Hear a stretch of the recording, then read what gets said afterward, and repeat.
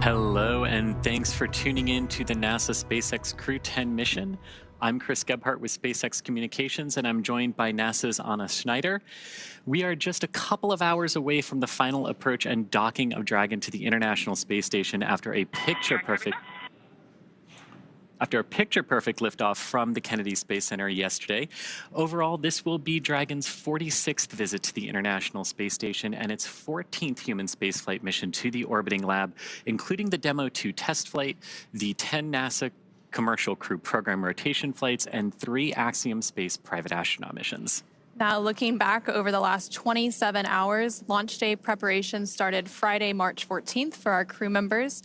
About 4 hours prior to launch, the crew completed their final medical checks before joining the SpaceX team to get into their spacesuits. After suit up in the NASA Operations and Checkout building, the crew walked out, waving some final farewells to their family and friends waiting outside. And then the next destination for the crew was the launch pad. It was a short ride to Launch Complex 39A, where the Falcon 9 and Dragon spacecraft were waiting for them. And then 2.5 hours prior to launch, the crew ingressed or entered Dragon, walking over that crew access arm, enjoying some last views of the Space Coast in Florida, and then heading into the White Room and then into the spacecraft Endurance. I love this view when the seats rotate. It's how you know you're getting close to launch, especially right before that hatch closure there. And then the moment we all waited for on Friday, Falcon 9 lit its 9 Merlin 1D engines and lifted off from Launch Complex 39A, where so many humans have left the planet Earth from the Apollo and Shuttle and now the Dragon programs. Falcon 9 ascended, and then following stage separation, the first stage booster supporting the mission performed a boost back burn to bring itself back to the launch site, where it landed at Cape Canaveral Space Force Station on landing zone 1. And then a couple of minutes after that, we had a good orbit insertion of Dragon, followed by spacecraft separation. And Anna, for me, it's always great to see Dragon flying free in space. Yeah, it was great, and it was about a 9-minute ride to orbit from liftoff and then until that stage separation and when it was flying free. So then about 45 minutes after liftoff, Dragon executed the first major burn known as the phase burn, which is performed at the first apogee or highest point of the initial orbit and raises Dragon's perigee or lowest point to a higher altitude. This was the first of 5 major burns using its Draco thrusters required to raise Dragon's orbit and position it for approach to the International Space Station. And then earlier today, that sequence of rendezvous and phasing burns continued as Dragon executed the boost burn at 12:08 p.m. Pacific time, 2:08 p.m. Central time. That boost burn put the crew in an orbit where Dragon's apogee, or the highest point of the orbit, was just 10 kilometers lower than that of the space stations. But raising only the apogee of Dragon's orbit isn't enough for the rendezvous that we want in order to be able to dock to the space station. So before we approached the space station, we needed Dragon's entire orbit, not just that highest point, to effectively be shadowing the space station. And in order to do this, Dragon executed the close burn at 12:50 p.m. Pacific time, 2:50 p.m. Central time, which was about half an hour after that boost burn. And there on the left-hand side of your screen, you can see a glimpse inside that Dragon Endurance spacecraft carrying the Crew-10 astronauts as they make their final approach to the International Space Station. Now, as Chris was mentioning, that close burn placed Dragon on an orbit roughly co-elliptic with the space station, meaning it was maintaining an orbit roughly 10 kilometers lower than the station the entire way around the Earth. And again, that's in contrast to only being 10 kilometers lower than the station during Dragon's apogee, or the highest point in its orbit, which is achieved by the boost burn beforehand.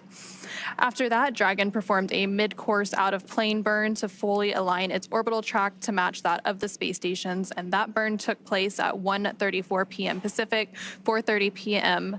Eastern. More than an hour later, at 2:25 p.m. Pacific, 4:25 p.m. Central, Dragon executed the fourth maneuver, known as the transfer burn, and this is where Dragon raised its apogee, or highest point of its orbit, to just 2.5 kilometers lower than the space station.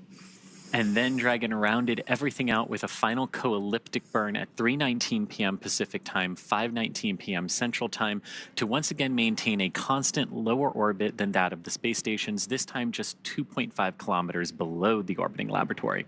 And this final burn was shorter than the rest, lasting just about 30 seconds. And now, as we enter the approach phase, SpaceX flight controllers, which you can see there on the left-hand side of your screen, will work in tandem with the NASA team in Houston, which is on the right-hand side of your screen, to maneuver Dragon Endurance to the proper attitude.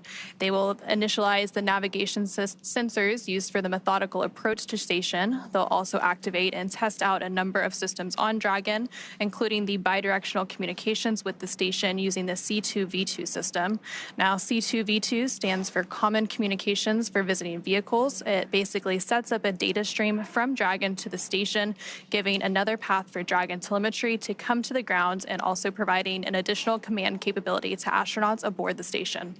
And that brings us to essentially where we are now. So looking a little bit ahead in our timeline, at approximately 7:35 p.m. Pacific time, 9:35 p.m. Central, Dragon's Draco thrusters will fire for the approach initiation burn. Now, this burn will take place when Dragon is about 2.5 kilometers below the space station and about 7 kilometers behind it and still catching up with the station. And the approach initiation burn will bring Dragon to a point about 400 meters, or a quarter of a mile, directly below the space station. A small burn after that, called the approach initiation mid-course burn, is planned for about 25 minutes later at 8:05 p.m. Pacific, 10:05 p.m. Central. And all of these maneuvers will also move Dragon inside one of two checkpoints around the station that requires a set of go and no-go polls from different control teams. This first checkpoint is called the approach ellipsoid, or as you might hear it called out over the nets, AE. And the approach ellipsoid is an imaginary shape measuring 4 kilometers by 2 kilometers by 2 kilometers, and it's essentially a large three-dimensional oval around the space station. Now, before controllers give Dragon permission to move inside the approach ellipsoid, the spacecraft will also be on what's known as a 24-hour safe trajectory. And all this means is that if for some reason the Dragon spacecraft should lose the ability to control itself, it would be at least 24 hours before the trajectory of those orbits would move Dragon inside the approach ellipsoid. And we're now about 2 minutes away from that approach initiation burn, so we will be standing by for that. But as we continue to move on, after Dragon arrives at the 400-meter below station point, that will be known as waypoint 0, and that will be the first checkpoint during our approach. And the vehicle can hold here at 400 meters, but if all of its systems check out, Dragon then can continue its approach to waypoint 1, and Dragon's move from waypoint 0 to waypoint 1 will swing it up and out in front of the station, arriving at a distance of approximately 220 meters. At this point, it will be on what we call the docking axis, which essentially means it is directly in front of the Node 2 docking port. And just before arriving at waypoint 0, the NASA and SpaceX teams will conduct another go-no-go pull for Dragon, this time to move inside the keep-out sphere, which is another checkpoint that consists of an imaginary sphere around station with a radius of 200 meters. Flight controllers use this to monitor all arriving and departing vehicles, and this is another chance to confirm all of the guidance, navigation, and control systems are working correctly on Dragon before moving closer to station. It carries a similar requirement on the orbital trajectory that if Dragon were to somehow lose control of its thrusters, it and the space station would be safe for 4 orbits, or about 6 hours, rather than the 24 hours required to enter the approach ellipsoid. And then once Dragon has approval to move inside of the keep-out sphere, it will move from waypoint 1 in toward waypoint 2, which is just 20 meters in front of the station. Once Dragon is 20 meters away at waypoint 2, the spacecraft will begin focusing on aligning its docking systems with the International Docking Adapter. Shortly after that, we should hear a call out for CHOP, which stands for Crew Hands Off Point, a little less than 30 seconds before docking when Dragon is just a few meters from the docking port. And at that point, any abort would have to be done automatically by Dragon. Now, after that, it will be the grand arrival for our crew on the space station, where Dragon will fly in and make contact with that International Docking Adapter, giving us first what we call soft capture. The soft capture ring will then retract until sensors indicate it's time for 12 hooks to drive into place to give us that hard dock and hard capture between the two vehicles. And now that approach initiation burn is currently underway. It began about 40 seconds ago, so we are in that approach initiation burn. So the Dragon's 16 Draco thrusters that it has on it, some of those are firing to complete that burn. And then to round out the process to dock, once hard capture is confirmed, the station crew, namely NASA astronaut Butch Wilmore, will manually pressurize the vestibule or the area between the Dragon hatch and the station hatch. Meanwhile, umbilicals that provide audio, data, power connections from the station to Dragon are put in place, and then it's time for leak checks and hatch opening, which is currently timelined to come about an hour and a half after docking. And again, that approach initiation or AI burn is still ongoing. We're about a minute and a half into that burn taking place. And just before that burn started at about 7:08 p.m. Pacific, the flight controllers gave the go-no-go for that. SpaceX on the big loop. Approach initiation maneuver complete and nominal. If desired, please review your impulsive retreat recovery cue cards.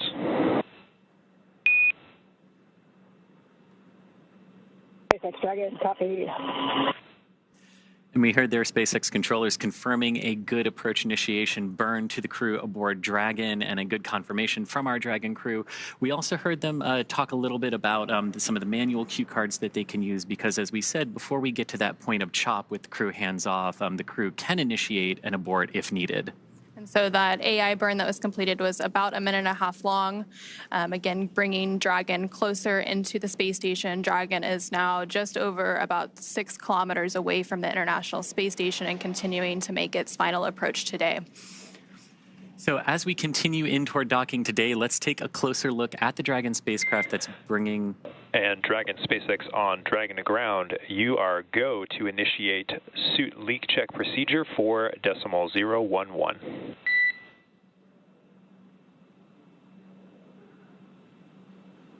Dragon copies, we're in for decimal 011. And you can hear that call indicating a suit leak check, which is what we would expect around this time. Just like at launch, the crew is in their launch and entry suits, also their docking suits, I guess you could call them, which just helps provide a little bit more protection during these critical moments of flight. And after launch and orbital insertion yesterday, the crew did get a chance to take off those suits and get a little bit more comfortable, since it was about a 28-hour journey to docking. So they did have some food, they went through a sleep period, and now they're getting those suits back on and getting ready for some more integrated operations and docking. And the comms you're hearing between the crew and on the ground, that is with the Crew-10 commander, NASA astronaut Anne McClain. And just before we came on air, they also configured the big loop. So that is where all of the parties involved in today's operation are all talking on one loop. So that is the station crew, the Dragon crew, the SpaceX team here that you can see on your screen, as well as the Houston Mission Control team for NASA. They're all talking on one integrated loop, and that's what will continue to be operating through today's docking procedures. It really is a good collaborative effort, getting everyone up there safely. So while we continue to approach, let's take a look at the Dragon spacecraft bringing the Crew-10 crew up to the International Space Station today. The Dragon spacecraft and its trunk stand just over 26 feet tall, and there are 2 windows on the spacecraft plus one underneath the nose cone. Now, that nose cone opens shortly after launch to expose the forward bulkhead thrusters and docking mechanism that will connect with the space station. Dragon's trunk also holds solar cells, which help power Dragon while it is in free flight, and on certain missions, the trunk can also carry some unpressurized cargo for us. And Dragon has 16 Draco thrusters that can be used. Dragon on Dragon to ground, 2.2 ready to pressurize. Copy, Dragon. You are go to initiate suit leak checks. And there you heard some additional Dragon copies go for suit leak checks. communications between the Corps and NASA astronaut Anne McClain, who is the commander for Crew-10, just confirming that they're proceeding with those suit leak checks. When you hear them talk about those procedures, there's often a number associated with that, and that is just the procedure number that they can go look up and make sure everyone on the ground and on the Dragon or on the station, they're all following the same procedures in step-by-step order. So Dragon does have 16 Draco thrusters that can be used in space to help navigate the spacecraft to its destination, and we saw those firing not that long ago with that approach initiation burn, and they've also been firing for all of those previous burns leading Dragon to the International Space Station. Again, Dragon is now just over 5,300 meters, about 5.3 kilometers away from the International Space Station and continuing to close in. But those 16 Draco thrusters don't include the 8 Super Draco thrusters, which can be used for an abort, but they are no longer active once the crew is in orbit. That's right. And with that crew, speaking of, Dragon has definitely played a significant role in advancing our future in space by safely transporting crew to and from the space station. There are currently 4 Dragon spacecraft supporting human spaceflight missions to and from the station. Those include the Dragon Endeavour, Resilience, Endurance, and Freedom. Now, today's crew is flying aboard the Dragon spacecraft named Endurance, which has previously flown 3 crew rotation missions to the station, including Crew-3, Crew-5, and Crew-7. And overall, this is Dragon's 46th visit to the space station and its 14th human spaceflight mission to the orbiting laboratory, including those NASA Commercial Crew Program missions, as well as the private astronaut missions. So including Crew-10, SpaceX has flown 60 passengers since the Demo 2 mission in May 2020. And over the last 24 years, crews on board have also completed thousands of scientific and educational experiments, technology demonstrations, and Crew-10 will add to that. There's hundreds of experiments that they will be participating in. They themselves are basically an experiment through NASA's Human Research Program. A lot of data is captured on how humans react in space and all of the different body systems. And I know Members is actually part of the Human Research Program CIPHER experiment, which is a relatively new investigation that includes a suite of experiments on all of the human body systems, and it's a very integrated approach, so they will be contributing to that along with many others. Yeah, and like you said, about 200 experiments for Crew-10 while they are up there. Some of my personal favorites are a material flammability test for future spacecraft designs, as well as, engaging with students via ham radio experiments and using the station's hardware as well to help us experiment with lunar communications, which is pretty fun to think that we can use commercial off-the-shelf technology with the space station to see what it's going to be like to talk to each other and talk back on the moon. SpaceX Dragon on Dragon to ground, 4 nominal suits. Copy, Dragon. We see the same. And that is a good call there that you just heard from the crew on board Dragon to the core. And confirm we're clear to... And Dragon, I did not copy your last word. Please repeat. Yeah, just confirm we're go to open visors at this time. Affirm. Go to open visors. And you could hear that exchange between the crew on board Dragon Endurance and our core officer here at SpaceX Mission Control, core standing for the Crew Operations Resource Engineer, confirming good suit leak checks ahead of docking operations today, and the crew able to open their visors there and breathe Dragon's normal cabin air as they continue on into their approach today. Now, we were talking a little bit before that about the science experiments that they're going to be doing. So overall, more than 200 experiments for this crew across multiple disciplines, including life and physical sciences, advanced materials. I mean, really, it's kind of hard at this point with 24 years of continuous occupation of the space station to think of any facet of our life that the station and the science that it's enabled hasn't touched. And the International Space Station is actually going to approach a very important milestone later this year. It'll be the 25th anniversary of a continuous human presence, which is absolutely crazy to think about. So there's a lot of people under the age of 24, almost 25, that haven't lived a single day without the International Space Station having humans on board, which is an incredible milestone to think about. It really is. I remember the day the first crew launched, and it's amazing to be 25 years after that and never had a gap. And so during all of those 25 years, obviously, science has been a huge part of it. And as I mentioned earlier, those astronauts often serve as test subjects themselves, submitting blood and other samples. And so NASA's astronaut Anne McClain, who's also the Crew-10 commander today, is participating in that CIPHER, or Complement of Integrated Protocols for Human Exploration Research Investigation, which again is a suite of integrated physiological and psychological changes seen in space, which could provide valuable results for future deep space missions. Yeah, and one of those other experiments that I was talking about involves the use of the ISS's ham radio. And normally this is what's used for the astronauts to engage with students on the ground, to help teach students, how to communicate when you have to manually hold the receiver and everything. But what's really cool about this technology too is it's going to be used during Crew-10's stay on the station to test hardware and software for navigation and communication on the moon, called NavCom by NASA. But this is really cool too because it's not only using the space station's antennas to test our ability to send timing commands and time-coded messages to basically help the GPS network. But there's also an experiment like this that just recently landed on the moon on Firefly's Blue Ghost mission. So really cool to see different ways that we're using different machines to test lunar technologies right here on Earth and in the sky above us. And Expedition 73, which will begin in April once, of course, the Soyuz rotation finishes. So it'll be about a month that the Crew-10 is part of Expedition 72 before that Expedition 73 begins.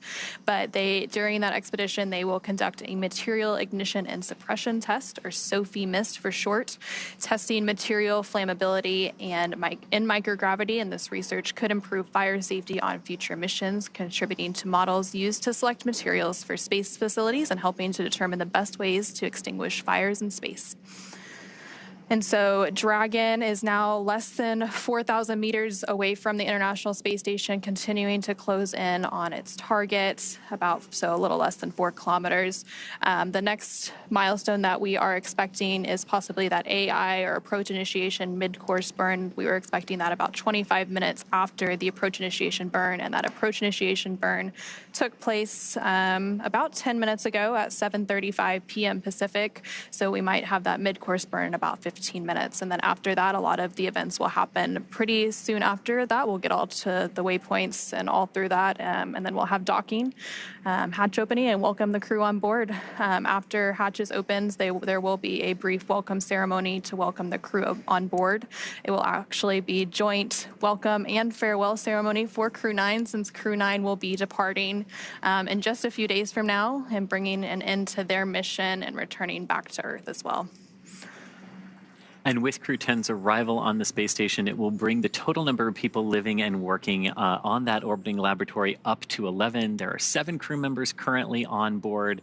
And as you mentioned earlier, part of those 11 crew members in that joint welcome farewell ceremony will be the Crew-9 cadre of NASA astronauts Nick Hague, Butch Wilmore, and Sunny Williams, alongside Roscosmos cosmonaut Alexander Gorbanov. Now, the Crew-9 astronauts will bring, now the Crew-9 astronauts, this basically allows them to come home, right? Because we like to do direct handovers between our crews to help, help get familiarized with the International Space Station right when they get up there. So one of the things that they will be doing is helping the Crew-10 crew get up to speed on those emergency procedures on board the space station.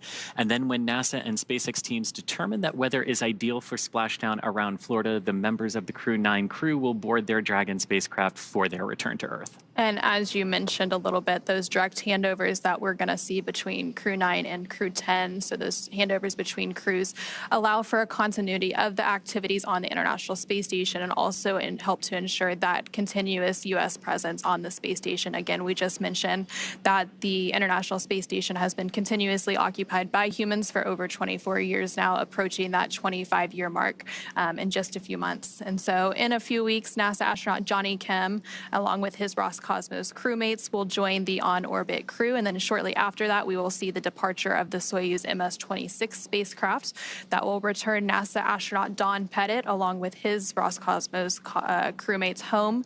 And that will mark the commencement or the beginning of Expedition 73. And that expedition will then be led by the new space station commander, which is currently on board the Crew-10 spacecraft, so JAXA astronaut Takuya Onishi. And as Dragon continues to approach the International Space Station, we can see from the tracker there on your screen that they are both flying over the southern portions of Africa right now, about to swing out over the Indian Ocean. Yeah, and like yesterday was, as we launched, it's all about speed, right? Dragon and Falcon 9 gaining that velocity to get into orbit with each other.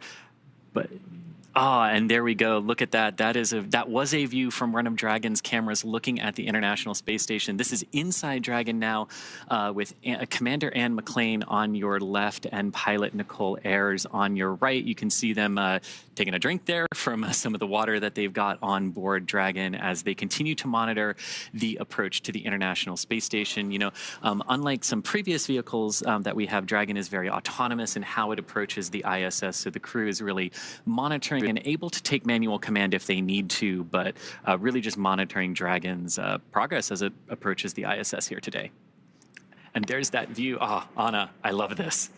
And you can tell that Dragon is looking directly at the International Space Station, its target for today, as it continues to make its approach. So we have those great views there. And now that you have that, well, you did for a second have that map view of where the International Space Station was. So yesterday at the time of launch, which was at 7:03 p.m. Eastern, the International Space Station was flying off the west coast of Australia. So you can see now that they're trying to catch up to each other. They had those approximately 28 hours for Dragon to catch up to the International Space Station so that it can dock today. And you mentioned that catch-up, and right before we started getting those great views, we were talking about how yesterday was all about an insane amount of velocity being added to Dragon by Falcon 9. But today, while those vehicles are still going very, very fast, it's a very, very choreographed ballet almost. The vehicles are going to be moving very slow in relation to one another. And that's just to make sure everything stays right on track and as safe as possible as we come in to dock with the ISS today. And as we were mentioning earlier, so along with that choreography, so we have all of those checkpoints along the way to docking. So we have those waypoints that Dragon can stop at. The flight controllers here in Hawthorne, as well as the mission control in Houston, can make sure everyone is okay. Dragon systems all look good for docking. Station systems all look good to receive the vehicle. So all of those checkpoints and waypoints along the way are important for both the teams in space as well as the teams on the ground to just make sure everything looks good, and then they can continue to approach on in. And as we can see, and as we can see here, we've got two of our crew members on screen, and I think that on the left is NASA astronaut Anne McClain, right? Yes. So, well, for a second you saw NASA astronaut Anne McClain on the left, so she's the Crew-10 commander. But let's go ahead and take a little bit of a moment to introduce you to the crew.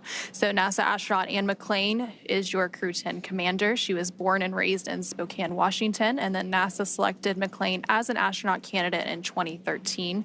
Crew-10 is actually her second space flight after launching aboard the Soyuz MS-11 in 2018 and serving as a flight engineer on the International Space Station for Expedition 58 and 59.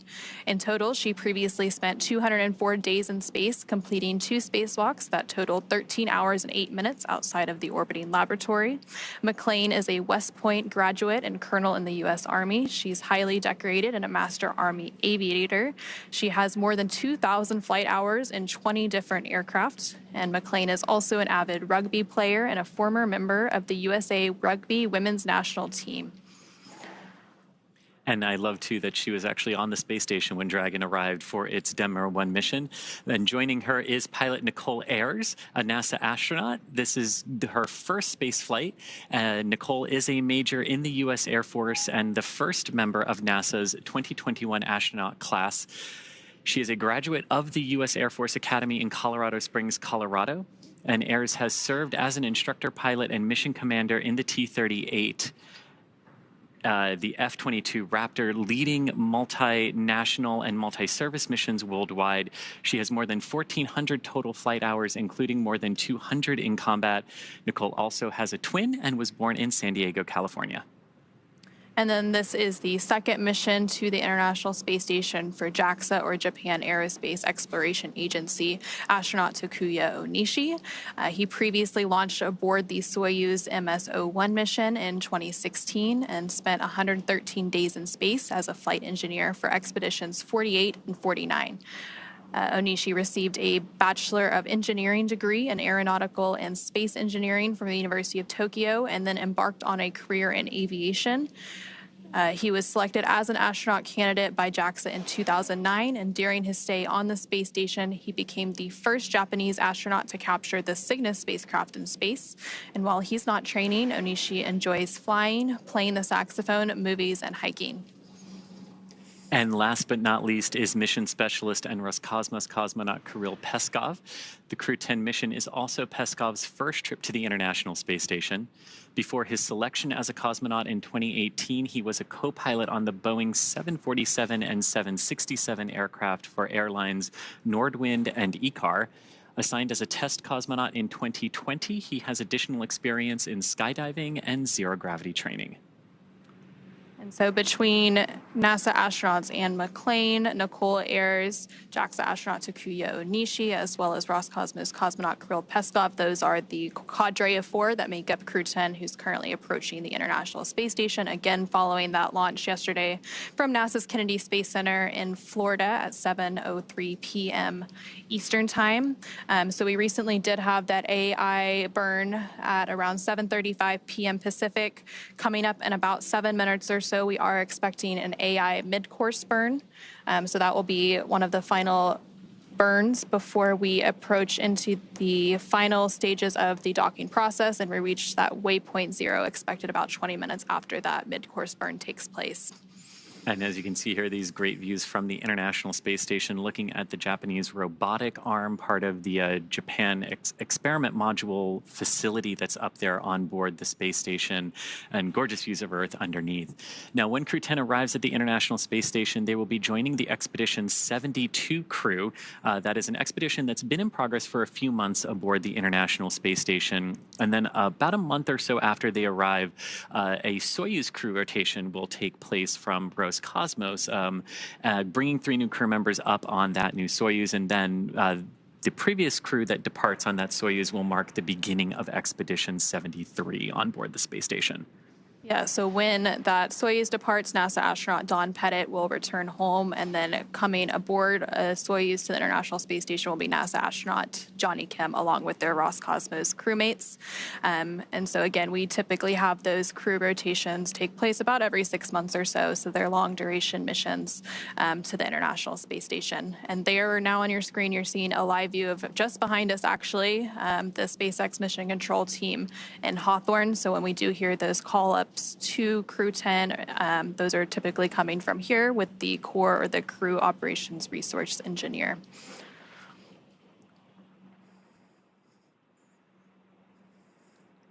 And, we've been talking a lot about, Crew-10, our 10th resupply, our 10th rotational mission for Crew for the Commercial Crew program. And this is just part of the storied history of crew rotations on the International Space Station over the last 24 years. The Soyuz we've mentioned is one of the vehicles that has done this, Dragon as well. The shuttle's also responsible for some crew rotations. It's just really impressive to think about what has gone on across those 25 years of near permanent human habitation on the space station. Yep, and so the space station has been occupied, of course, almost 25 years. There are a lot of commercial players coming into play, and so we also have our commercial low Earth orbit development program that's looking towards the future of what's next for low Earth orbit once the International Space Station does retire. Of course, it's made incredible contributions so far, though, and it has several years to go. But while we continue on Dragon's approach to the International Space Station, why don't we go ahead and check in with the International Space Station Flight Control Room and NASA's Gary Jordan. Hey, thank you, Anna. Thank you, Chris. Welcome to the International Space Station Flight Control Room here in Houston, Texas. The teams here are working jointly with the teams in Hawthorne, California, monitoring the operations that are in space right now. Crew-10 approaching the International Space Station, about to enter inside the approach ellipsoid. The teams here in the room are currently polling for that next milestone.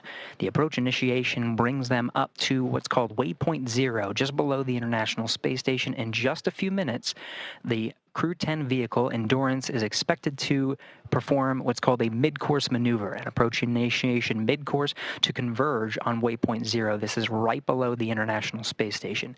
Teams here in the room are polling to make sure that the next milestone that happens from waypoint 0 to waypoint 1, right immediately in front of the International Space Station, that the teams here are go for that next milestone.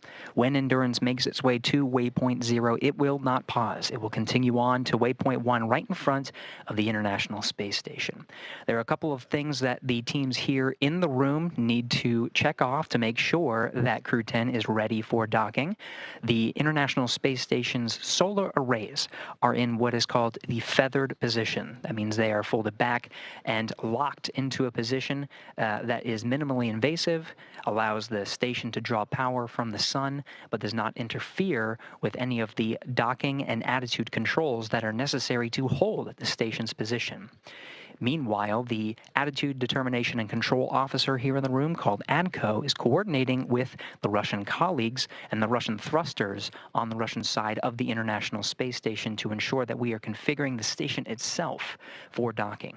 Inside the International Space Station, the crew is preparing for Crew-10's arrival. Nick Hague is setting up his workstation for monitoring procedures, though the crew has the prime controls as a backup for the automated docking of Endurance to the International Space Station. As a safety precaution, Nick Hague is receiving that data through the Common Communications for Visiting Vehicles, or C2V2, a data link between Crew Dragon and the International Space Station, giving live telemetry and giving Nick Hague the ability, if necessary, to perform an abort if there were any contingency scenario, a scenario that Nick Hague himself is trained for. Butch Wilmore, NASA astronaut, will be preparing the hatches for opening once Dragon is docked to the International Space Station, slated for 11 p.m. Central Time tonight. Butch Wilmore will work through the hatch opening procedures. There are several hatches to get to the crew, including the Node 2 forward hatch at the very front of the International Space Station, followed by the A-Pass. It's the last hatch right before you see the Dragon hatch, and there's a vestibule in between that needs to be pressurized from vacuum up to sea level, 14.7 pounds per square inch. All of that will happen after docking. In the meantime, NASA astronaut Don Pettit setting up cameras inside. Once Crew-10 is docked and the pressurization between the vestibule is up to pressure, it'll be the Crew-10 astronauts and cosmonaut aboard that'll float through and be welcomed by the Expedition 72 crew. All of that underway right now. We're expecting the mid-course maneuver and all of the maneuvers ahead to get through those next milestones for a docking tonight at 11 p.m. Central Time. We're right here with all of the action and following along with you over in Hawthorne. So for the next few steps and to follow Crew-10 and the astronauts aboard, let's go over back to Hawthorne with Anna and Chris. Back to you guys. Thank you so much, Gary. It was great to hear that update from the International Space Station Flight Control Room. During your update, we did hear that the approach initiation mid-course burn happened and it was completed. It was all good. I went as planned. And again, that burn was just to further fine-tune Dragon's path. And there you briefly saw a view from the International Space Station looking at Dragon as it makes its final approach to the International Space Station. So now coming up, once Dragon arrives at 400 meters below the station, it will be at what is known as waypoint 0, and that will be our first checkpoint during our approach, and the vehicle can hold there at 400 meters, but if all of its systems check out, Dragon can then continue its approach to waypoint 1. And Dragon's move from waypoint 0 to waypoint 1 will swing it up and out in front of the station, arriving at a distance of approximately 220 meters. And at this point, it will be on what is known as the docking axis, which essentially means it is directly in front of the docking port. And the crew are headed to the forwardmost port of the station today, the Node 2 forward, which is the forward-facing port.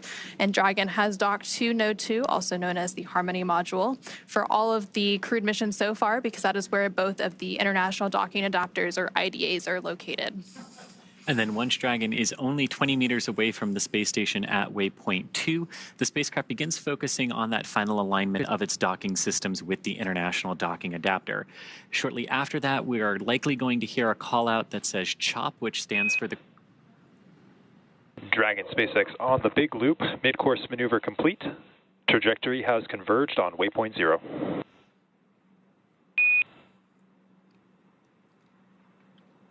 And that is exactly what we were hoping to hear. Dragon copies.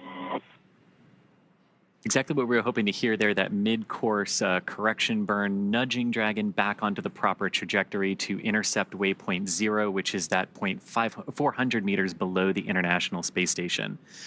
Now, going a little bit ahead in our process, when we're about ready to dock with the International Space Station, one of the final things we're going to hear is what's called CHOP, crew hands-off point, a little less than 30 seconds prior to docking. That's the point where all aborts would have to be manual, but as we actually heard a few minutes ago, right after that approach initiation burn, the crew does have manual options available to them, but right now just monitoring Dragon as it cruises in autonomously for that docking a little bit later tonight.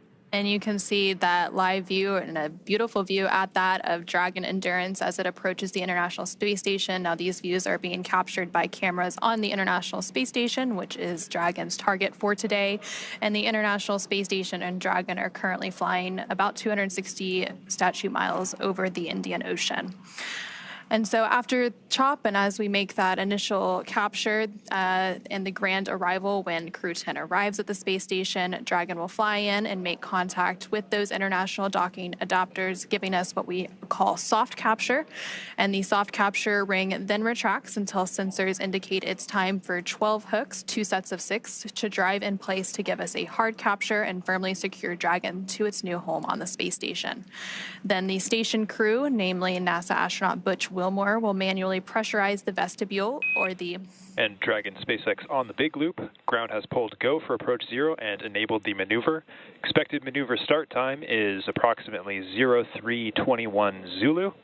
Reminder that Dragon will nominally continue its approach through waypoint 1 towards waypoint 2 without stopping.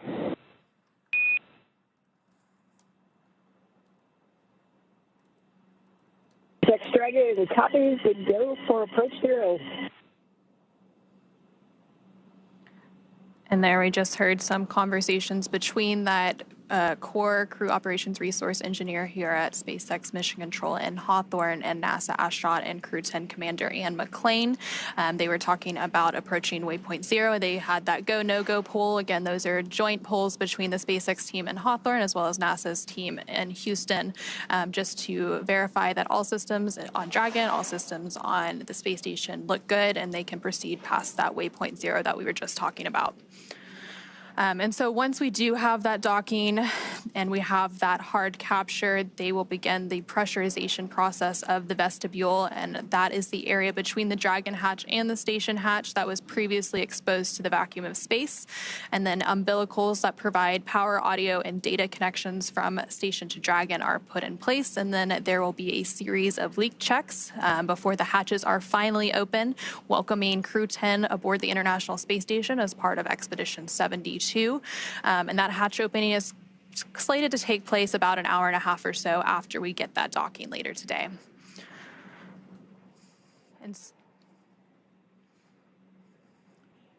And so following a liftoff yesterday at 7:03 p.m. Eastern, 4:03 p.m. Pacific, a lot has happened since then. So there was that 9-minute ride to orbit before we had that orbital insertion and Dragon flying free. And there you see Dragon flying free continuing to on your screen following that about 28-hour journey. Station Houston, on the Big Loop.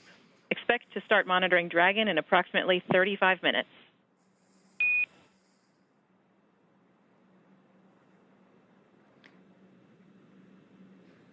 And there you heard some additional call-ups to the crew, this time to the International Space Station crew. Again, we mentioned earlier, they're all talking on what is known as the Big Loop. So all 4 parties that are involved in today's operation, so the Dragon crew, the Space Station crew, the SpaceX team, as well as the NASA team and their mission control, they're all talking on one loop. So that specific call-out was up to the Space Station crew because today we will have NASA astronaut Nick Hague monitoring Dragon's approach. And so they were just saying that there's about 35 minutes before that monitoring will begin taking place by NASA astronaut Nick Hague. And that's part of what we've talked about that cooperative element of the docking sequence. While Dragon can do this autonomously, there's folks here at SpaceX Mission Control in the ISS flight control room and on board the ISS, making sure that, just monitoring, again, making sure everything is going as we want it to today. And you can see there Dragon kind of exiting off the top of your screen. The camera will pick it up again there as Dragon goes over Earth there. You can see its nose cone opened up, and that you can see the forward docking adapter there, which is what is aimed at camera right now. And that nose cone was over that docking apparatus during liftoff to help protect it from the aerodynamic forces and some of that heating that Dragon experiences as it heads uphill into space. So yesterday, after we had liftoff and that orbital insertion, and after that nose cone was opened, that nose cone that you were just mentioning, Chris, that is actually when the zero-G indicator was revealed. So NASA astronaut Anne McClain revealed Crew-10 zero gravity indicator, and it was a crochet origami crane, which is an international symbol of peace and unity. So NASA astronaut Anne McClain provided some really lovely words on that zero gravity indicator, and those zero gravity indicators have quite the history. Many crews before them have had their own zero-G indicators, and so that specific crane was actually hand crocheted, and it also they also mentioned the commemoration of the 50th anniversary of Apollo-Soyuz as part of that zero-G indicator rollout. That's right, 50 years this year. So a lot of milestones this year in the space world: 50 years of Apollo-Soyuz, 25 years of International Space Station continuous human presence. There's a lot that's happened and a lot to look forward to, especially with all of the commercial space activity going on so far this year and into the future. That's true, and SpaceX right in there with you. Crew-10 actually lifting off on the 23rd anniversary of SpaceX's founding. As well. And that zero-G indicator, too, one thing I really liked about it is its name was Droog, which was the Russian name for friend. And as Commander Anne McClain said, it is a nod to the unique and deep cultural traditions from which each of us come. So noting the very international nature of this crew. And so some of the previous indicators, so Crew-9, who is obviously currently on board the International Space Station, their indicator was actually a plush baby falcon named Aurora. So it previously flew on 2 Russian Soyuz capsules, including the flight that resulted in an emergency abort that NASA astronaut Nick Hague was actually a part of. And so Nick Hague is now going to be monitoring today's approach, and he will also return home after that handover period with Crew-9 back to Earth. And, you know, as we're talking about zero-G indicators, I got to say my favorite is the little plushy Earth that went up on the Demo 1 mission. You know, we talked a little bit earlier, Anne McClain was on the space station when Dragon arrived for its uncrewed Demo 1 test flight, paved the way for all of these crew rotation flights for NASA and for Axiom Space as well. And that little plushy Earth, oh man, I smiled a lot looking at Anne's smile when she saw that sitting inside the Dragon capsule. And then you can see Anne hand there on the right-hand box. Anne is on the left-hand side working on that tablet right now. Now a view of the International Space Station. So this is cool. You've got the ISS looking down at Dragon on your left, and you've got Dragon looking up at the ISS on your right. I mean, the views don't get much better than that, except for maybe the 4 people who are in Dragon. And so the International Space Station and Dragon are currently flying just off the coast of Australia, again, as they make that, or as Dragon makes its final approach to the International Space Station. So Dragon is currently about 560 meters away from the International Space Station and continuing to close in. Again, we recently did have that go past that waypoint 0. So next up will be that waypoint 1 that we expect in just a few minutes.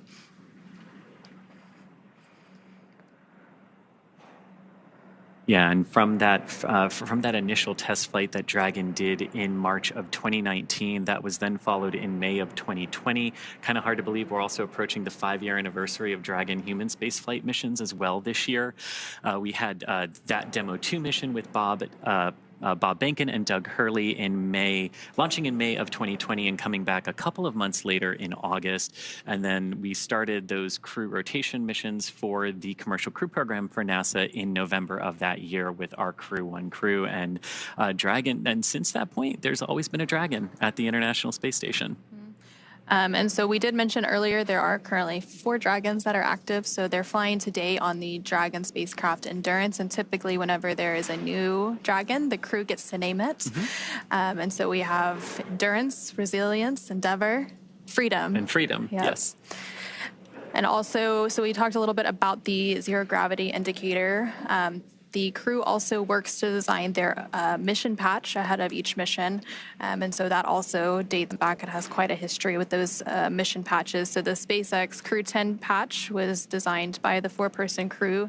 They actually used AI for some initial inspiration, and then a human artist perfected the design. So it's a 10-sided patch with the Roman numeral X boldly in the center, representing the 10th operational flight of the Dragon spacecraft. And then on the patch, the Dragon has its wings out in full flight.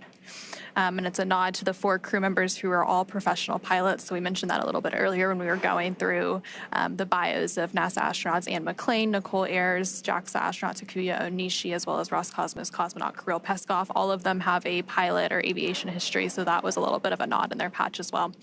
And again, you're seeing some live views there of NASA astronaut Anne McClain and NASA astronaut Nicole Ayers to the left and right there on your screen. So Nicole Ayers is the pilot. Anne McClain is the commander for the mission today. Again, as they continue to make their way to the International Space Station for docking to that forward port. The Dragon spacecraft is currently less than 480 meters away from the International Space Station, continuing to make its approach. And you know, we're seeing these views from Dragon looking up at the International Space Station. And this Dragon vehicle is actually the second design of the Dragon that we have had. We started with a cargo vehicle, and we actually have the first one hanging right here behind me today. And honestly, what I love about this, watching Crew-10 approach the ISS, the 14th Dragon human spaceflight mission to the space station, and that very first Dragon that was only carrying cargo, we put a window in it, not because we had to, but because we wanted to symbolize that one day we will be carrying crew, and one day we will be doing exactly what we are doing here today. And just kind of gives me goosebumps to look at Dragon 1 versus the new shiny Dragon we got. And so obviously they've had that 28-hour flight, and I'm sure they've been able to take advantage of looking out those windows and the amazing views of Earth below them as they make their way to the International Space Station, which there you can see a view of the International Space Station on your screen. Again, those views are captured by the cameras on Dragon. So this is basically a point of view of Dragon looking at the International Space Station. And you can see there, you know, you've got if you sort of look at the space station and how it's oriented right now, you've got a small bar that sort of goes across the top. Those are the European and Japanese modules of the space station. You've got the US and Russian modules sort of going down in a line, forming that T. And then you have the huge solar array truss and the wings of the space station, if you will. And so Dragon is now about 440 meters away from the International Space Station. And again, that waypoint 0 mark is at the about 400-meter point. So they should be reaching that waypoint here pretty soon. But again, they had that go, no-go poll to proceed through waypoint 0 and then on to waypoint 1. So they won't have to pause at waypoint 0 once they reach that 400-meter mark. And that's what we were sort of saying earlier. We have these moments when we can stop to make sure that everything is in alignment. But if everything is already in alignment, there's really no reason to stop and we can proceed forward. And so once they do proceed forward, they'll then get to waypoint 1 and waypoint 1. So you go from 400 meters at waypoint 0, and then waypoint 1 is about 220 meters. And that's when we get to that docking axis arrival. And so they'll have that go ahead and proceed to that point. And once they are on that docking axis, it basically means they are directly in front of the port. So that forward port on node 2, the Harmony module that they will be docking to today. So Dragon will be looking directly at that International Space Station docking at port, and they can do some final alignment checks if they need to. And then from there, they will then move to waypoint 2, which is just 20 meters away. And there you can see another view of Dragon. This is a camera on the International Space Station, and they're currently flying over Sydney, Australia. So that's the International Space Station looking out at Dragon. Those cameras are actually controlled by one of the flight controllers in Mission Control in Houston. So the Cronus typically operates those cameras, and they're the ones that are manually moving those cameras up and down and trying to find Dragon and keep a focus on it so that we can have these amazing views here today. And as Dragon, as you mentioned, that waypoint 1 point about 220 meters from the International Space Station, that's very close to, but just outside what's known as the keep-out sphere for the International Space Station. This is the sphere that any visiting vehicle needs to stay outside of until given explicit permission to proceed in closer to the International Space Station. We would expect that go, no-go poll to either come when they're holding at waypoint 1, or if they don't need to hold at waypoint 1, shortly before there, to then proceed into waypoint 2, 20 meters from the station. Again, another point where they could hold if they need to, and we have on past flights seen them hold sometimes at that waypoint 2 20-meter point for a variety of reasons. Sometimes it's alignment, sometimes it's been visuals and lighting conditions, with just where the International Space Station is in its orbit. Might seem kind of odd to think that, wait, why would we need to wait if we can dock at night? But shadows are really important in understanding them and how they interplay with the autonomous navigation systems. And so we're actually pretty close to that waypoint 0 mark. We're about 403 meters. So Dragon's about 403 meters away from the International Space Station. So just around that waypoint 0 mark that we've been talking about. Now Dragon will continue past that point and into waypoint 1, which is again that 220 meter mark. So it really is just a choreography that it follows throughout its final approach and docking today. And if you think about the overall trajectory of approach here, you can kind of think of it as like an airplane that's in the air, where you're directly underneath it, but then you can walk in front of it and up to its nose. And that's sort of what Dragon's going to do here, moving from waypoint 0 up to waypoint 1. So you were mentioning the keep-out sphere. So that's one of those invisible boundaries. There's also the approach ellipsoid, which we mentioned a little bit earlier today, but Dragon's already inside of that approach ellipsoid. So that's outside of the keep-out sphere. And that's that 4 kilometer by 2 kilometer by 2 kilometer boundary. Basically, it's the neighborhood of the International Space Station. So once a visiting vehicle such as Dragon, makes it into that approach ellipsoid, that's when a lot of those joint and integrated operations begin. And again, to enter into the AE, Dragon or any visiting vehicle has to be what is known, it has to be on what we call a 24-hour safe free drift trajectory, which means the spacecraft would not cross into the AE or the approach ellipsoid for at least 24 hours. So when they do those go, no-go polls to proceed in that is one of the things that they're looking for, making sure that that the vehicle is safe and can proceed in. And so now we're going inside that next invisible boundary around the space station, which is that keep-out sphere that we've been mentioning. And if you're just joining us here, some great views that are on your screen as Dragon is approaching the International Space Station, just inside of 400 meters now, passing waypoint 0. On the left-hand side of your screen is a live view from the International Space Station looking down at Dragon. You can kind of see it moving across the white clouds there, about to go over the blue ocean in the middle of the screen there. And then on the right, we did have some images of the International Space Station and some images inside of Dragon as well. But Anna, it never gets old looking at views of spacecraft silhouetted against Earth. And if we think these views are amazing, I just can't imagine what Crew-10 thinks of these views looking down at Earth from the Dragon spacecraft. So you did mention we were inside of waypoint 0. Dragon SpaceX on the big loop. Approach 0 has started and trajectory has converged on waypoint 1. Expect arrival at waypoint 1 at approximately 0347 Zulu.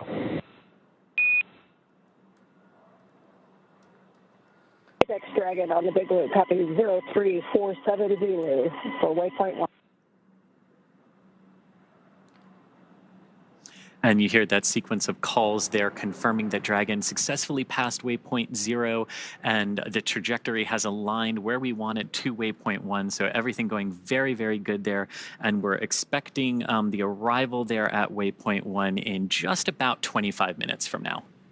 So once we get to waypoint 1, Dragon will be about 220 meters away from the International Space Station. So again, this is another checkpoint on the way to the International Space Station. And then that final checkpoint is waypoint 2, which is just 20 meters away. And then from there, we will have that initial contact and capture, what is known as soft capture, before those 12 hooks, 2 sets of 6, deploy to have that hard capture. And then they can begin releasing those umbilicals for data and power, and then begin the pressurization activities for the vestibule, which is that area between the station hatch and the Dragon hatch that had been previously exposed to the vacuum of space. They'll conduct some leak checks, and then, of course, welcome the new crew aboard the International Space Station. And yesterday when we lifted off, we were talking about the precise second that we had to lift off to be in the correct plane to reach the International Space Station today. And liftoff times are very, very choreographed, tightly choreographed to make sure we can do this. But once we get into orbit, it becomes a little bit different, right? And the timings of various burns, the timings of arrivals can all change. And that's basically because you've got Earth's gravity pulling on the spacecraft, you've got the moon, you've got some of the other planets, and the orbits, we do really good at predicting them, but once we see what the spacecraft is actually doing, it helps us refine those timelines a little bit like we saw today. And the timings of those burns changing a little bit, maybe not needing to do some of them if Dragon is doing really well. So it really is interesting how it shifts from super precise to now we've got to see what they're actually doing in space. Typically, when we have a launch, we have what's known as a targeted docking window. Mm-hmm. So then, of course, it shifts a little based on those burns, whereas the launch itself is an instantaneous launch window, so it has to go at that exact minute and second. So again, yesterday's launch took place at 7:03 p.m. Eastern, 4:03 p.m. Pacific, and since then, Dragon has had about a 28-hour journey to make its way to the International Space Station. Dragon is now just about 330 meters away from the International Space Station. It's now inside waypoint 0, approaching waypoint 1, which is that 220-meter mark. And then from there, it'll continue on and enter inside what is known as the keep-out sphere, which is that 200-meter boundary around the International Space Station before we have that docking. So it's been a long journey for Crew-10 since launch yesterday, and even before that, because they had all of those preparations leading up to launch, getting suited up, those final medical checks, all of the various processes that they went through prior to that liftoff at 7:03 p.m. Eastern, 4:03 p.m. Pacific. So I'm sure they will be glad to be welcomed on board the International Space Station in really just a few minutes from now. Yeah, and after that liftoff yesterday, and after the crew initially got onto orbit, there were some things that they needed to do as Dragon, configured itself for the orbital journey up to the International Space Station today. The crew got some time to eat, they got some time to rest and relax as as well over the course of the last 28 hours. So it hasn't just been fully in their suits, in their seats. They were able to take those suits off shortly after liftoff. They are, of course, back in those suits now because during the more critical operations of spaceflight, such as launch, docking, undocking, and reentry and splashdown, we do have the crews in those intravehicular activity suits, or IVA suits as we call them. So you'd mentioned a little bit some of the free time that they've had without those suits. They did have that sleep period. They woke up today around 8 a.m. Central, 8 a.m. Pacific, 10 a.m. Central. So they've been up for about 10 hours or so getting ready for today's docking operations, but they did have that time to take a nap and get well rested and ready to be part of the Expedition 72 crew. And also on the International Space Station, not that long ago, the ISS crew was actually asleep right before we came on air. So they finished those post-sleep operations that they go through to start getting ready for today's docking operations. Again, NASA astronaut Nick Hague will be monitoring Dragon's approach. And SpaceX Dragon on the big loop. Expect reconfiguration of C2V2 return link to support docking video shortly.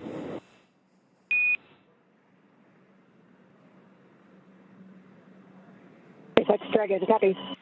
And that call basically saying that that C2V2, the common communication for visiting vehicle system that allows Dragon to talk to the ISS to talk to the ground, it just sort of creates some nice redundant communication paths for all the vehicles and all the teams involved today.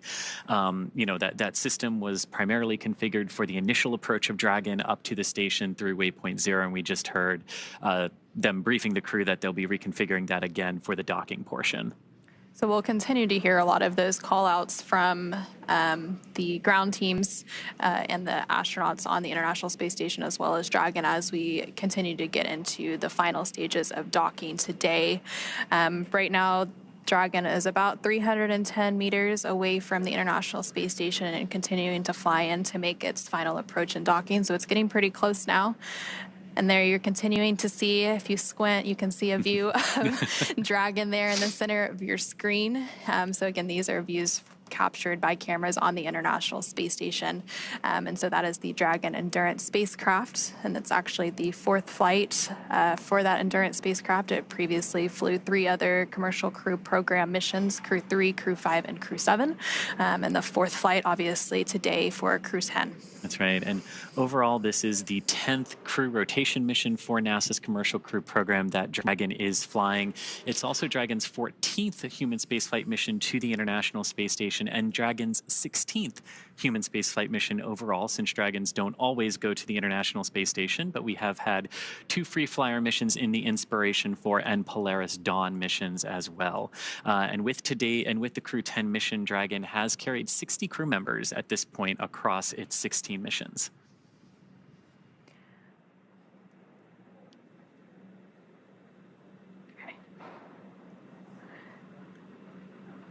And so, yeah, Dragon has had 10 rotational missions, so that continues to be part of NASA's Commercial Crew Program.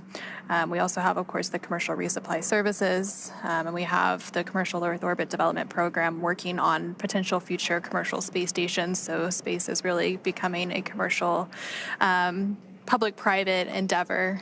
And you see that here as Dragon is docking to the International Space Station, obviously a government platform, but commercial partners bringing crew and cargo and things to the International Space Station. Again, once Crew-10 is on board the International Space Station, they will partake in a multitude of science experiments, technology demonstrations, all for the benefit of humanity.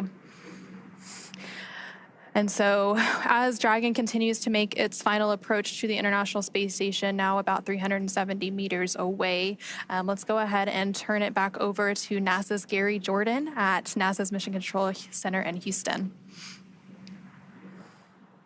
Hey, thank you, Anna. We are following along on the action here. Now inside the approach ellipsoid, we are in what is called joint operations. Both teams in each of the flight control rooms here in Houston, as well as where you are, Anna, at the Mission Control Center over in Hawthorne, California, with the SpaceX teams, are operating by the same joint flight rules.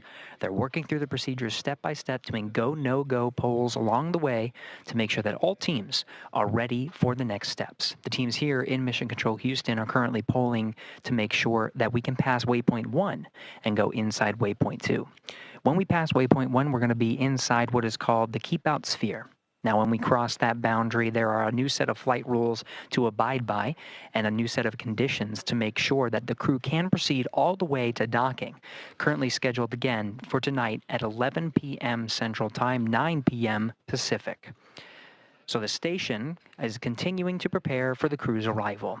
As I mentioned before, the station's solar arrays are feathered.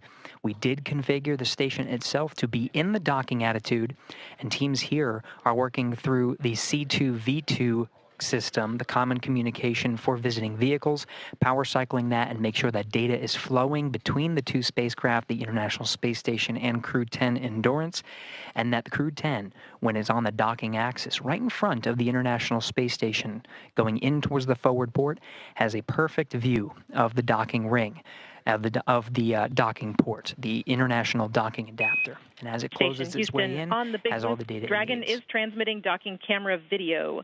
Please confirm video and data updating in the Dragon docking monitor.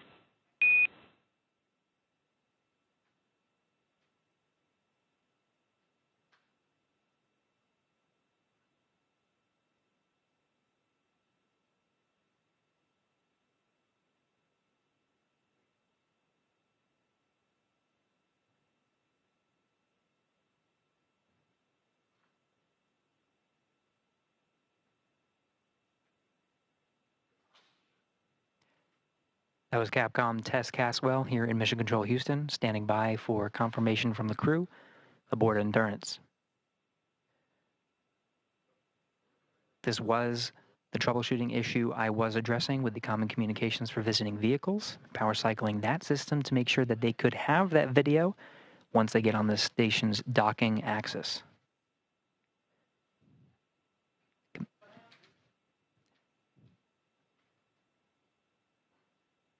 As we wait for crew confirmation, we are getting video from the International Space Station's external cameras. And Houston Station on the big loop, I can confirm I have good centerline camera. Station looks beautiful. Houston copies.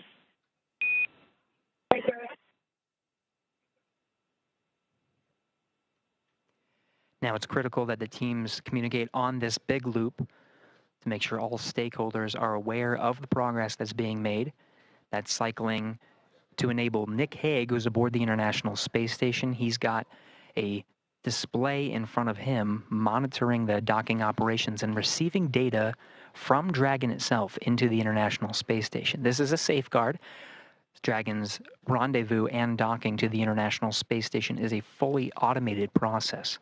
However, Hague does have an ability to execute commands if necessary, but really only there for monitoring.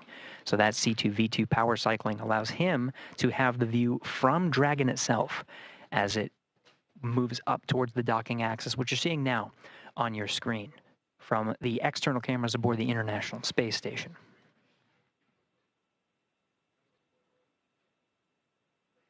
Hague monitoring Dragon's arrival, receiving data including range and range rate, making sure that Dragon is moving at the expected velocity, speed, position. Everything's positioned on board the International Space Station for docking. Again, the station itself at the docking attitude. Now again, the station teams here in the International Space Station flight control room polling to make sure that Dragon itself can proceed past waypoint 1 towards waypoint 2. Waypoint 2 being just 20 meters in front of the International Space Station's docking port.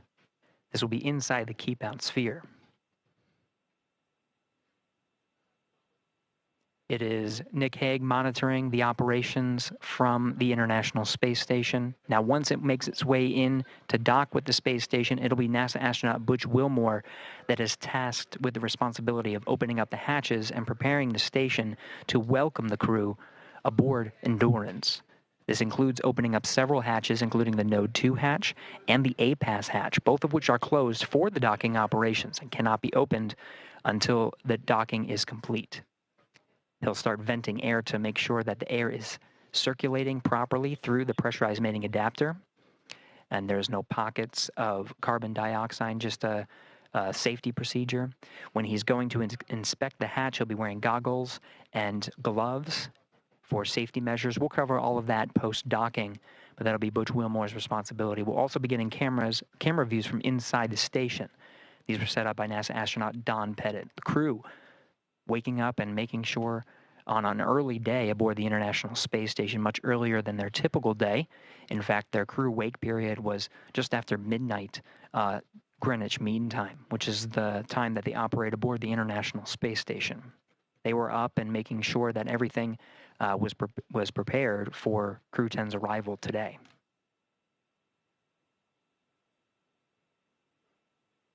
Now we're making our way up the docking axis, beautiful views as Endurance makes its way above the horizon of the Earth.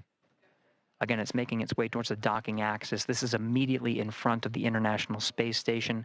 The camera views from Dragon itself illuminating the solar arrays. You can see the original solar arrays of the International Space Station, as well as the IROSAs, the rollout solar arrays that are augmenting some of the station's power.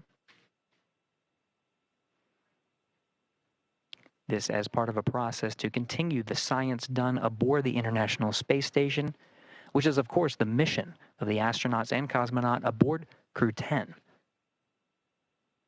Crew-10 really just a transport mission to get to the International Space Station. Once there, they join Expedition 72 for at least a time. Don Pettit, NASA astronaut Don Pettit, will be returning aboard a Soyuz. Once that Soyuz undocks, crew on board the International Space Station officially begins Expedition 73, continuing the great science and technology demonstrations that are necessary in low Earth orbit to prepare for future human missions to deep space, including the Moon and to Mars.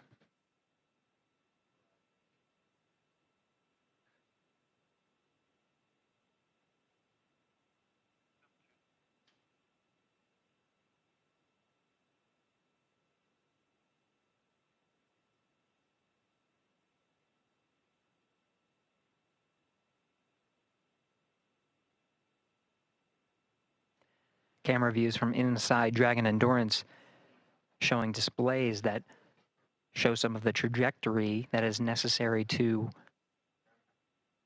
converge with the docking axis. This is waypoint 1.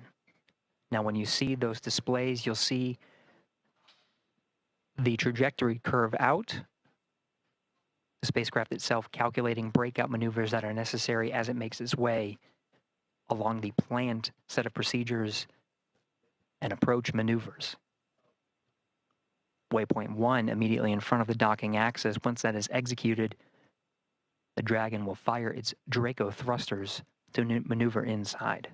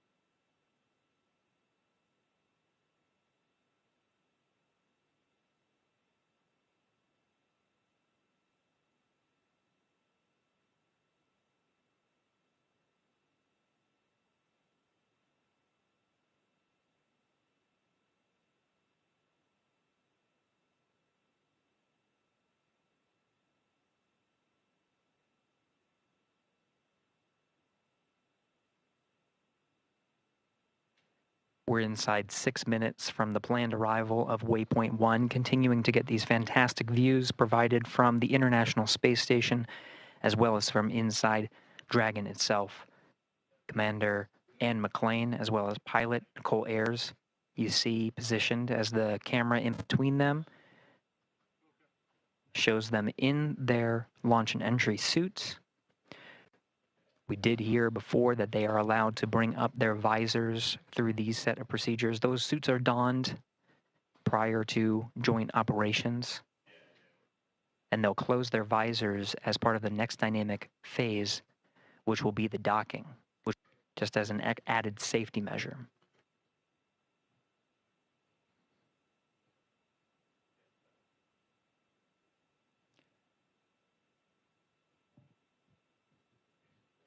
Endurance less than 300 meters from the International Space Station, being illuminated by an orbital sunset right now.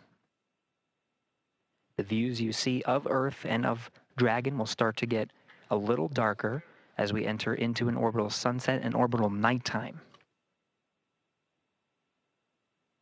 Dragon, now brightened by the sun, will start to dim, and you'll start to see the docking lights as well as the navigation lights.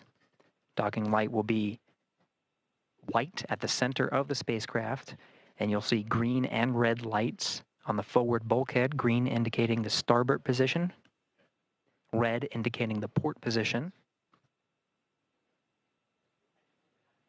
The International Space Station cameras sometimes view from an upside down position, as you can see from this view, as the Earth is on the top left of your screen. So the port and starboard navigation light positions will be reversed, but it's because the camera is sort of upside down from the position of Earth. Additionally, the cameras on board the International Space Station are subject to the radiation environment of the station. Now, the station itself does receive a certain amount of radiation, but also a certain amount of protection from the Earth's atmosphere. As we are in low Earth orbit, 250 miles from the Earth is not terribly far. There's still a decent amount of protection, but there is a higher radiation environment. When we enter into an orbital nighttime, some of the cameras, you'll start to see some pixels, different colors on the camera. As we enter into an orbital nighttime, those pixels and different colors become a little bit more apparent.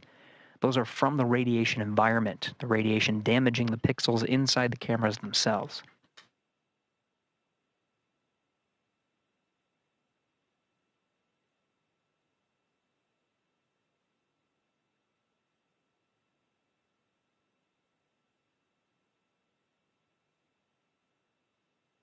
Inside 3 minutes from Waypoint 1 arrival, we do have a go to proceed past Waypoint 1. So Dragon, what you'll see is not a pause at Waypoint 1, but it should proceed towards the keep out sphere. You'll notice some of the views change throughout our coverage here. The feeds coming from Dragon, you can see illuminating the International Space Station. Those feeds provided by ground SpaceX stations. On the big loop, approach 1 and soft capture ring extension will begin shortly. Dragon will continue its approach to Waypoint 2.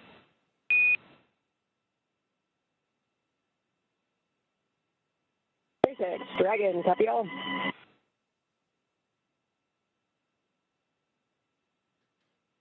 And that relayed from the SpaceX core in Hawthorne, California, confirmed by the crew aboard Endurance. We are proceeding inside the keep out sphere. You are seeing the docking light begin to blink at the center of Dragon Endurance.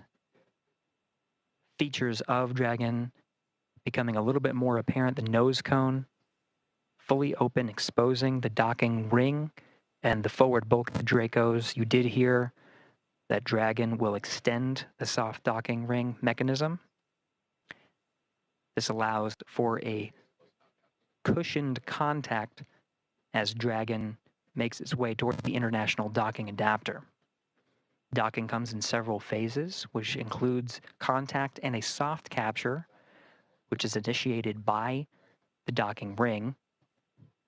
That docking ring is retracted to pull Dragon in closer to the International Space Station, and then begin a sequence to hard dock Dragon to the International Space Station. There are 12 hooks that are driven to really latch Dragon to the International Space Station. They're deployed in 2 sets of 6.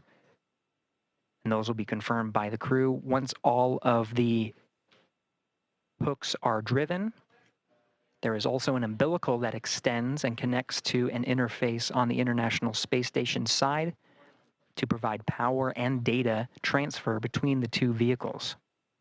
Dragon right now operating on battery power and solar power that's generated from the trunk. Once Dragon attaches to the International Space Station, it'll be receiving power from the International Space Station through the duration of its stay aboard. We did hear confirmation that Dragon is passing waypoint 1. So we're now moving inside the docking axis and towards the keep-out sphere.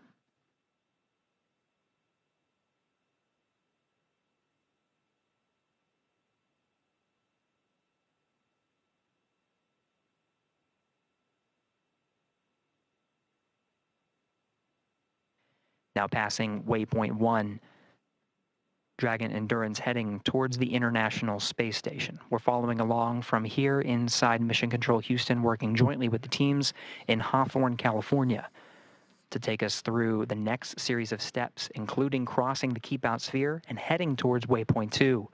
Let's send it back over to Anna and Chris in Hawthorne. And thanks, Gary. Yeah, so we have passed waypoint 1, so waypoint 2 is what is up next, and that will put Dragon only about 20 meters. Station Houston on the Big Loop. Monitor approach per step 3 of 1.102, Dragon approach and retreat monitoring. Let us know when your review is complete and you are ready for docking.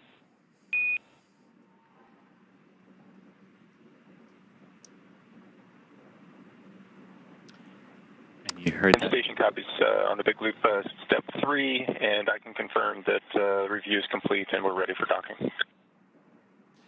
So that call there between the ISS flight control room and the crew on board the International Space Station. Houston copies. At waypoint 2, Dragon will hold for approximately 5 minutes. And you heard that call there indicating that the ISS Thanks for the heads up.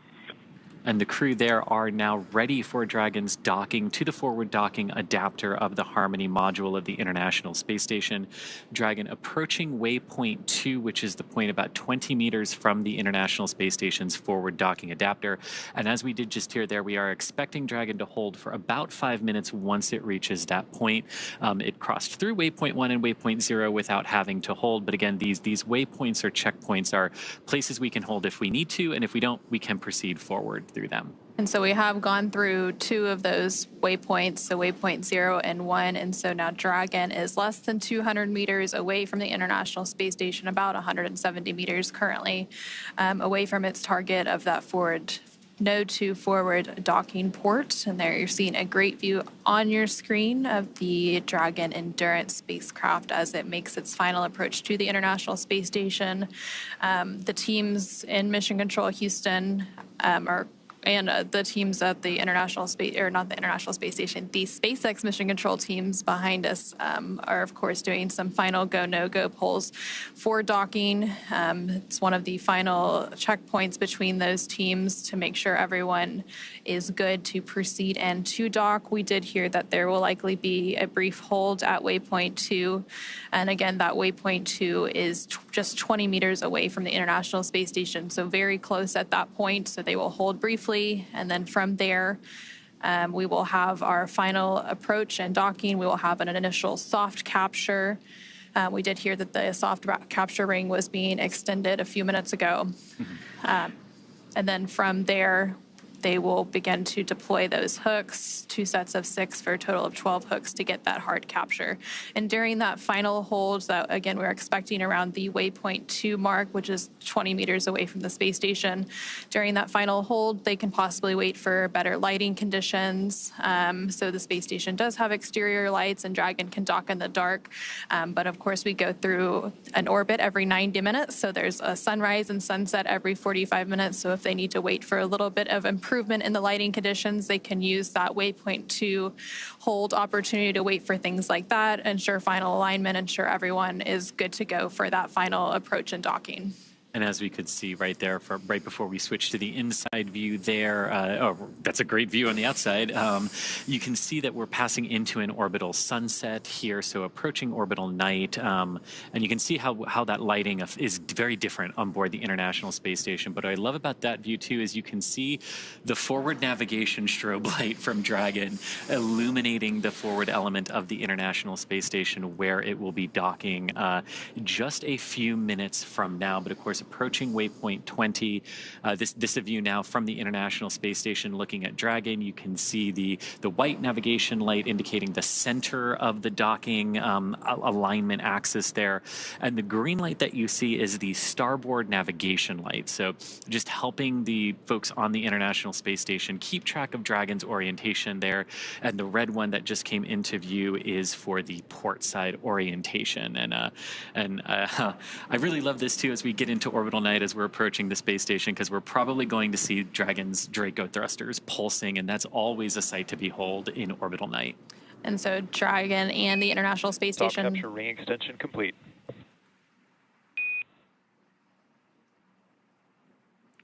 And we just heard confirmation that that soft capture ring extension has been fully completed. So that extension of the soft capture ring, it's fully out and ready for that soft capture, that initial contact with the International Space Station. So right now, the International Space Station and Dragon are currently flying over Canada. And they're continuing to make its final approach to the International Space Station, currently just over 100 meters away as it makes its way to that waypoint 2, which is 20 meters away. So a little over 80 meters to go to the international, or to that waypoint 2. And then that final initial capture, and then we'll have the hooks deploy and have that hard capture milestone. Now, as you're looking there at the SpaceX Mission Control here in Hawthorne, California, where we are, Dragon up on orbit as it is approaching waypoint 2 on that docking axis for the forward docking adapter. It's approaching the space station very, very slowly, about a few tenths of a meter per second. And it's also trying to keep in proper alignment with that docking port. But again, waypoint 2 is where we're going to stop based on the calls, and we can do some final alignments there and final checkouts. But so far, so good for Dragon. About 28 hours after liftoff now, after lifting off from the Kennedy Space Center yesterday afternoon at 7:03 p.m., completing the docking in just a few minutes from now. And so Dragon is now less than 100 meters away from the International Space Station as it continues to make that final approach. And so right now we're seeing those live views of the SpaceX Mission Control team here in Hawthorne, California. And typically we'll go back to these views when we do have those brief loss of signal between the International Space Station and Dragon and the ground. And we'll regain those views shortly. It's just a handover between satellites. So that tracking and data relay satellite system that the International Space Station relies on, they have a brief handover period between satellites, which causes a loss of those views periodically throughout our coverage. Kind of like going from cell phone tower to cell phone tower. And so Dragon is less than 80 meters away, so continuing to approach waypoint 2, about 60 meters to go until it reaches waypoint 2. Again, we are expecting Dragon to hold at waypoint 2 for just a few minutes to ensure final alignment, to ensure lighting conditions are good before we have that final docking. We are expecting that docking to take place around 9 a.m. Pacific, a little bit later than that. And right before that final docking takes place, we will hear that call for CHOP that we mentioned previously, which is the crew hands-off point. So right after you hear that call is typically when that soft capture takes place. And that chop call that we've been talking about, and basically what that means is the crew can no longer manually abort Dragon away from the International Space Station if there should be a reason to do so. It would all be based on Dragon's automation at that point. Everything going very well for Dragon as it continues to approach the space station. The crew monitoring the automated approach for the vehicle, as well as any escape options they might have to do, but again, not expecting to have to use those. Station Houston, on the big loop, the no exercise constraint for docking begins now. Station copies. And so you did just hear a call up from the Capcom or capsule communicator at Mission Control in Houston to the crew on the International Space Station, mentioning that the exercise constraint has started. So typically we have visiting vehicles such as Dragon arriving and departing the International Space Station. There are constraints on crew exercise, and that's basically to prevent additional loads from being imparted on the station during these dynamic operations. And I love this sort of night vision-esque view here from Dragon looking at the International Space Station. So this is a view from the Dragon Endurance carrying the Crew-10 crew. The forward docking port there is in the center of your screen, sort of being illuminated every few seconds by that light from Dragon. And what I love about this is you can see the Crew-9 Dragon directly above that docking port. And of course, Crew-9 going to be coming home after a brief handover period with the Crew-10 crew. And then inside of Dragon Endurance here, you have Commander Anne McLean on the left-hand side of your screen, pilot Nicole Ayers on the right. Next to Nicole is Roscosmos cosmonaut Kirill Peskov, and on Anne's left is JAXA, or Japanese Aerospace Exploration Agency astronaut Takuya Onishi. Anne and Takuya are returning to the International Space Station for their second long-duration missions, and Nicole and Kirill are on their first missions to space. So it's getting pretty real for the 4 crew members that make up Crew-10. Right now, they are just under 25 meters away from the International Space Station, so just outside of that waypoint 2, which is that point at which Dragon will hold for a few minutes. On the big loop, you see we're approaching waypoint 2. Crew visors are closed. Copy. Crew-10 visors are closed.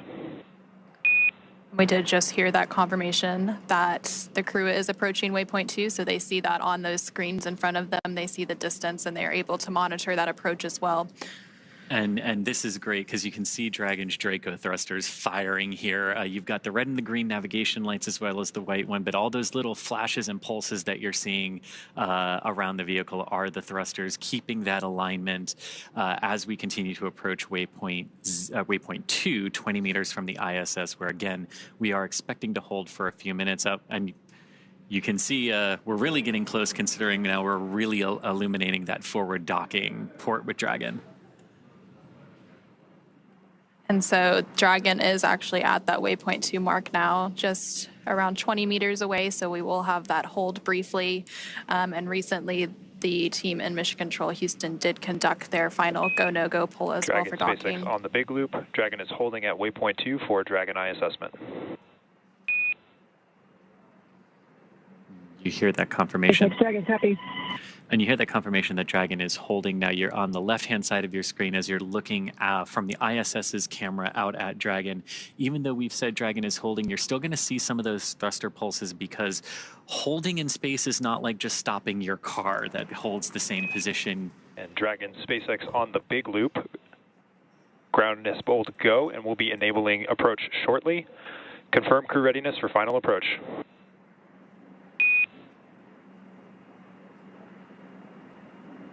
SpaceX Dragon, Crew-10 is ready for final approach. And that is great words there to hear from SpaceX Mission Control. Resume has been commanded. Reminder, once Dragon is inside the crew hands-off point, retreat and breakout are not permitted. Copy. And Anna, here we go. So we did just hear that they have the go to resume final approach, so that we had that brief hold completed at waypoint 2, which was just 20 meters away from the International Space Station. So Dragon will now resume its final approach and finish its fly into the International Space Station's Node 2 forward docking port.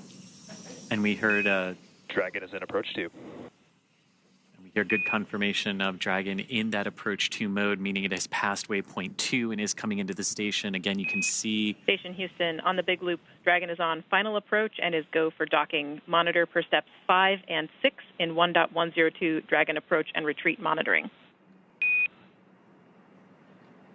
Station copy. And that was the call from the International Space Station Flight Control Room to the crew on the ISS. Again, just everyone confirming, making sure everyone's on the same page, as Dragon is now very close to docking with the International Space Station here today. And so Dragon is now just 17 meters away from the International Space Station and continuing to close in on its target. Coming up here shortly, we will likely hear that call out for CHOP, which stands for Crew Hands Off Point. That typically takes place less than 30 seconds before docking. So as soon as you hear that, you know that that docking will take place very soon after. And then at that point, when we hear the CHOP call out, any aborts will have to be done automatically by Dragon. And so also on the International Space Station, we have NASA astronaut Nick Hague monitoring this final approach. And then once Dragon is docked, NASA astronaut Butch Wilmore will walk through those hatch preparation and opening steps to welcome the crew on board. And Dragon is now less than 14 meters away from the International Space Station and continuing that final approach.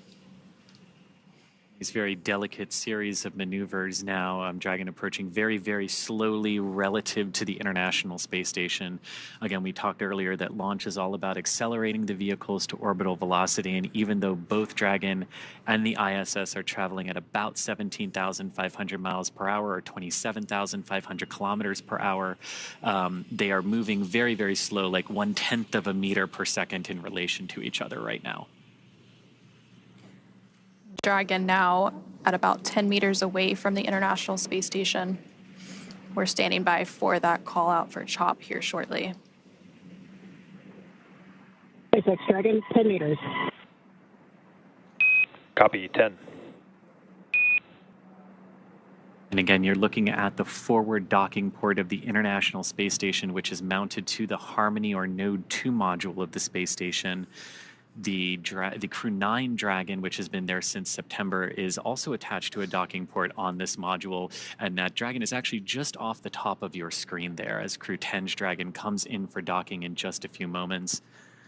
And I love these views again. You've got the Dragon, you've got the ISS staring at Dragon on the left-hand side of your screen, and you've got Dragon looking at its docking port on the ISS on the right. And Dragon is now less than 7 meters away from the International Space Station as it continues to make that final approach.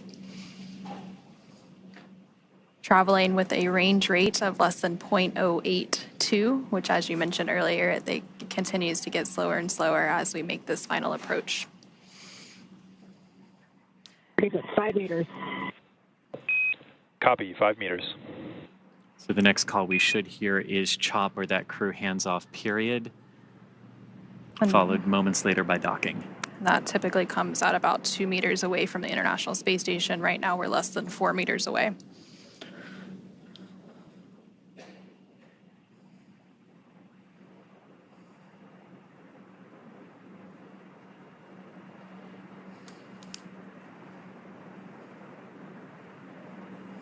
Less than 3 meters away.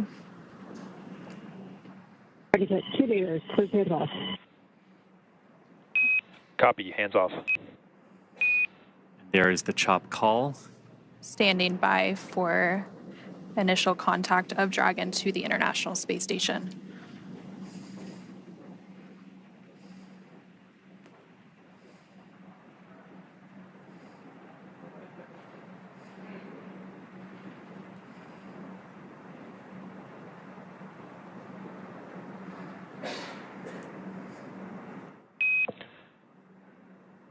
Dragon contact and soft capture complete. And there you heard Dragon has successfully docked to the International Space Station. We have contact and soft capture confirmed. Soft capture meaning that the initial soft capture ring around Dragon has physically connected with the International Docking Adapter.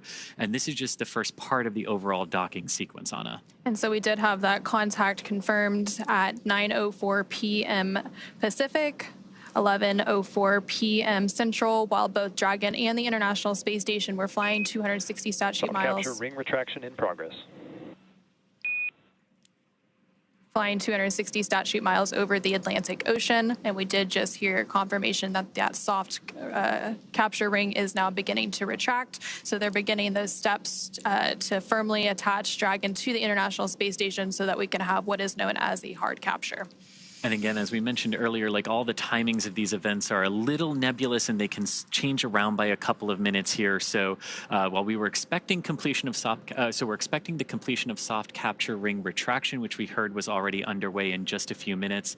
That will be followed by the start of the hard capture sequence, which is a series of 12 hooks that are separated into 2 batches of 6 that drive between Dragon and the International Space Station to really hard connect them together.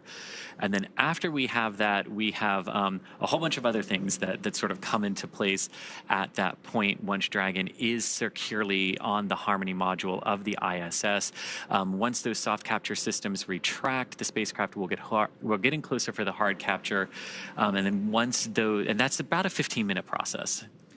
And so once those hooks are fully driven, so those 2 sets of 6 hooks for a total of 12, then we will see those umbilicals deploy. And again, that helps to hardline the data and power from the International Space Station to Dragon. And then the crew on the International Space Station as well as Dragon will get ready for the hatch opening operation. So they will have to pressurize the vestibule. Again, that is that space between the Dragon hatch and the Space Station hatch that was previously exposed to the vacuum of space prior to this docking. Again, we had that docking initial capture at 9:04 p.m. Pacific. So they will work to pressurize that space, perform a series of leak checks, and then once everything is good and they get the go-ahead, they will open those hatches. Again, there's the hatch on Dragon that has to be open as well as the station hatch to then bring the Crew-10 onto the International Space Station. And there you're actually getting a live view from the International Space Station looking at the station hatch that will have to be opened before you can get to the Dragon hatch and bring the crew on board. And they will be welcomed by the Expedition 72 crew. And they will have a brief welcoming ceremony, and then they will go into a safety briefing and get up to speed and adjust to life on station. Again, completing that handover period with the Crew-9 crew before Crew-9 returns home. And then they get to work, because as exciting as the last 28 hours have been from launch until docking, this is just the beginning of a multi-month mission for Crew-10.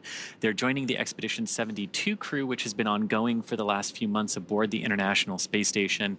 And about a month from now, when a Soyuz crew rotation from Russia completes, that will actually mark the start of Expedition 73, which our Crew-10 crew will be joining.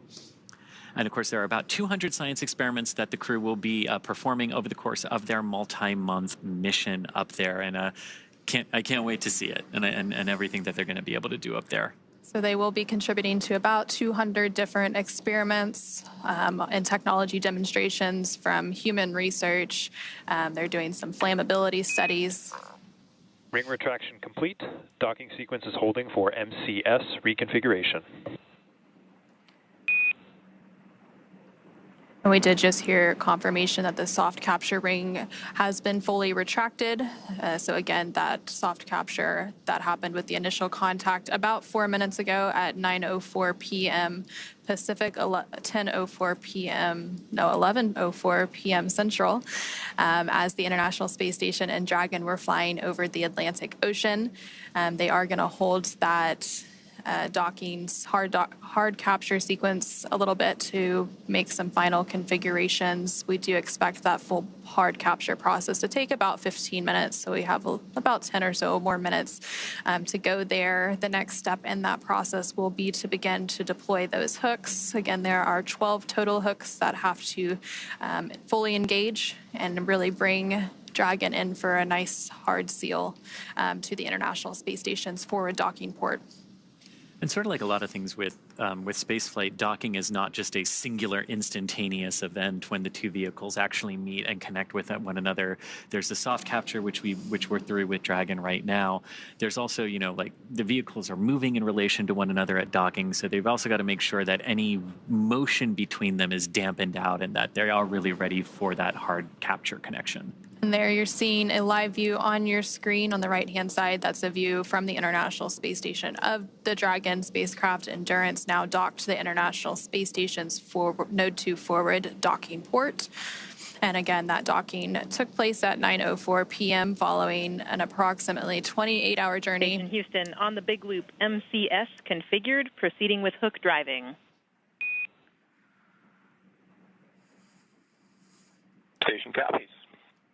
And there we hear good confirmation that what we were waiting for there and holding the docking sequence has been, we've gotten through that, and now we are going to begin that hard capture sequence, and that's what you were talking about, Anna, driving the series of 12 hooks, 6 at a time, to form that hard capture. And again, we expect that process to take about 15 minutes, but it really is great to see the Dragon Endurance back on the space station. Its 4th trip to space.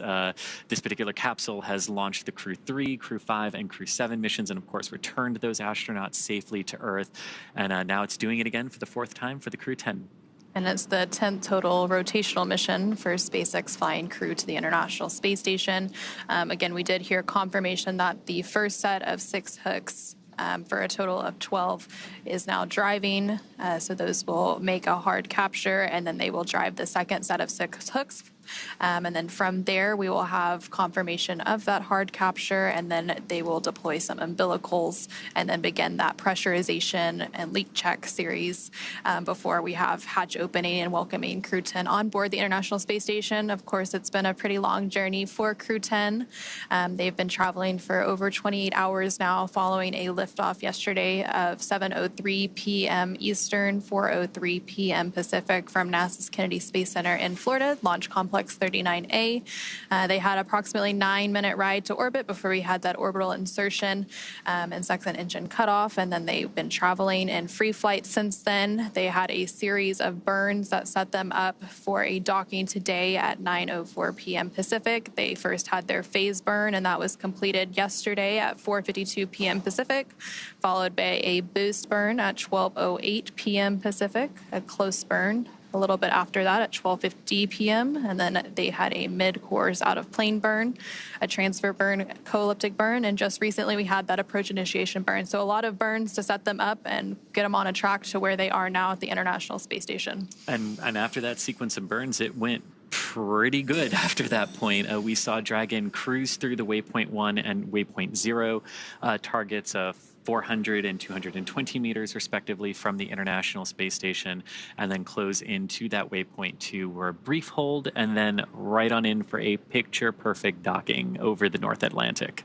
And so we did have that soft capture at 9:04. Now the first set of 6 hooks has fully closed, and now the second set of 6 hooks is driving. Once that second and final set of hooks finishes closing and driving, we will have that hard capture complete. And then from there, they will, of course, begin the pressurization process of the vestibule. And of course, part of Crew-10's arrival at the space station means that it's time for another crew who's been up there for a few months to come on home. So a few days after Crew-10, now the Crew-10 has docked, in a few days we will have the planned undocking and return of Crew-9, which includes NASA astronauts Nick Hague, Butch Wilmore, and Sunita Williams, as well as Roscosmos cosmonaut Alexander Gorbanov. 2 of them have been up there since September. Nick and Alexander launched on Crew-9 in September on the Crew-9 mission from Slick 40 at the Cape Canaveral Space Force Station. And of course, Butch and Sunny were already on the space station and joined Crew-9 and will now be coming home on Dragon.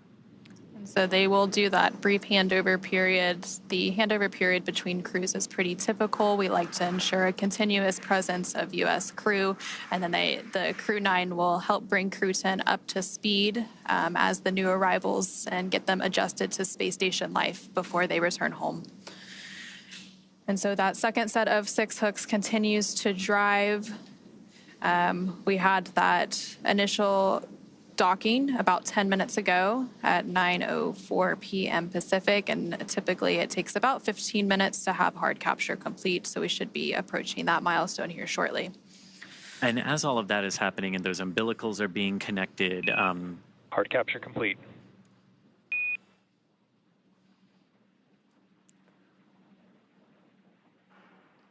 And there we heard confirmation that we do have hard capture, so all 12 hooks have finished driving. And then from there, the umbilicals will start to deploy, and that again brings that hardline data and power from the International Space Station to Dragon. And then the pressurization of the vestibule will begin. And again, NASA astronaut Butch Wilmore on the International Space Station side is on tap to be to help with those hatch opening operations today. Again, we are expecting hatch opening about an hour and a half or so after or from now, and then from there will be a welcoming combined with a farewell remarks of Crew-10, since that handover is pretty short. And then from there, they will adjust to station life. There will be a safety briefing, and then they'll get right into it as Expedition 72 members for the next month before they become Expedition 73. And and you can see that's Sunny Williams there in front of the hatch on the International Space Station side. So we did hear confirmation of hard capture is complete. The docking sequence still proceeding, though, with Dragon. You mentioned those umbilicals that are now being driven between the vehicles to establish good power and data connections between the International Space Station and Dragon. Now, we've talked a little bit about what the folks on the ISS side are doing here, getting those hatches ready. And inside Dragon, they're continuing to monitor the docking sequence as it progresses, and then they'll also be able to get out of their suits as well that they have been in for the last couple of hours as Dragon has approached the International Space Station. So as Dragon crew gets out of their suits, of course, as we mentioned previously, NASA's astronaut Butch Wilmore is going to start those hatch opening operations. And there on your screen, you are seeing NASA astronaut Nick Hague as well as Roscosmos cosmonaut Ovchinin as they stand by to greet Crew-10 members and welcome them as part of the International Space Station crew. Again, they are going to get that pressurization process underway here shortly, and they will pressurize that area known as the vestibule, which is the area between the Dragon hatch and the station hatch that was previously exposed to the vacuum of space. And then once that happens, they will conduct a series of leak checks. And there on your screen, you just saw NASA astronaut Sunny Williams actually floating right in front of that hatch that will be open in just a little bit.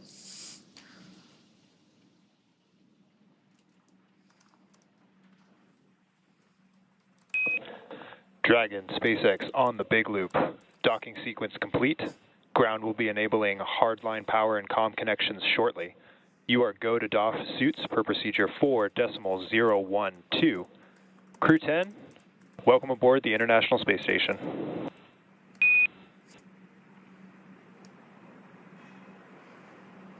SpaceX, Houston, and ISS. This is Dragon mission specialist Takuya Onishi on the big loop.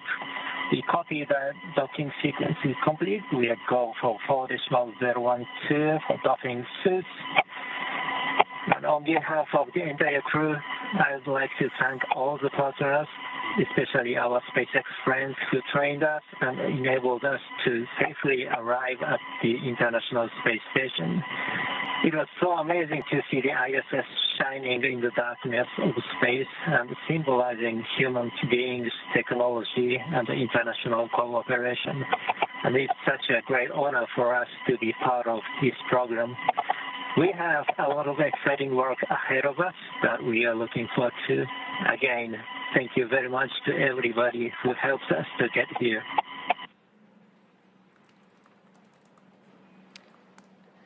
And there you just heard some really nice words between Crew-10 as they have now arrived at the International Space Station. We do have that confirmation of hard capture complete. Again, those words were coming from JAXA, or Japan Aerospace Exploration Agency astronaut Takuya Onishi, who is serving as one of the mission specialists for Crew-10. And so now with Dragon successfully and safely docked. And Houston copies all. Welcome to the International Space Station, Crew-10. We look forward to your work and the spirit of cooperation with which you've arrived.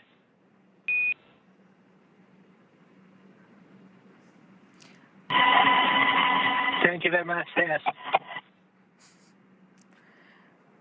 And there's some words from the capsule communicator, Capcom in Houston, and the International Space Station Flight Control Room. Back to Crew-10, and again, now with Dragon docked, that's going to wrap us up for our coverage here in Hawthorne, but our coverage for Crew-10 won't stop there. That's correct. It's great to see the Dragon Endurance docked back at the station and see Crew-10 ready to begin their multi-month mission in there. In a minute, we're going to toss it back to Gary in Mission Control Houston to take us through the vestibule depressurization hatch opening, and then we'll see NASA astronauts Anne McClain and Nicole Ayers, along with JAXA, or Japan Aerospace Exploration Agency astronaut Takuya Onishi and Roscosmos cosmonaut Kirill Peskov float into the International Space Station. But first, let's do a quick recap of how we got here. The crew suited up yesterday before their launch and then had their ride to the pads in those sleek-looking Teslas before ingressing an even sleeker-looking Dragon. They lifted off right on time from the Kennedy Space Center at Pad 39A at 7:03 p.m. Eastern Time on Friday, March 14th. Stage 1 successfully returned to a landing at Landing Zone 1 for recovery and reuse a few minutes later. Dragon separated from the second stage of Falcon 9, and once it was safely in orbit, deployed its nose cone to reveal that docking adapter and all the navigation aids needed to get to the International Space Station.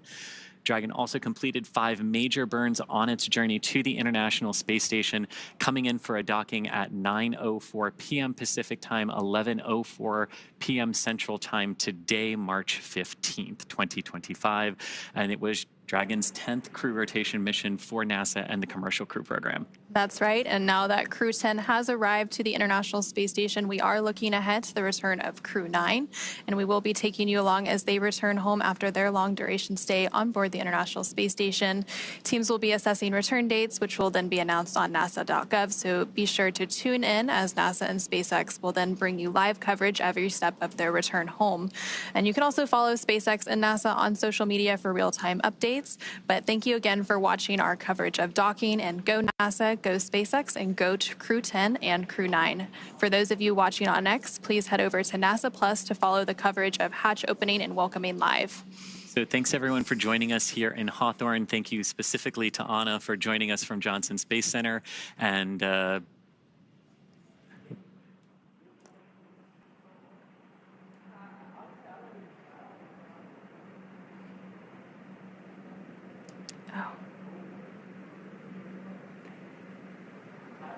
And thank you, everyone, again for tuning in. We'll now go ahead and pass it over to NASA's Gary Jordan at the Johnson Space Center in Houston, who will continue sharing the mission of hatch opening and welcoming as the crew prepares to board their home for the next few months, the International Space Station. Thank you so much.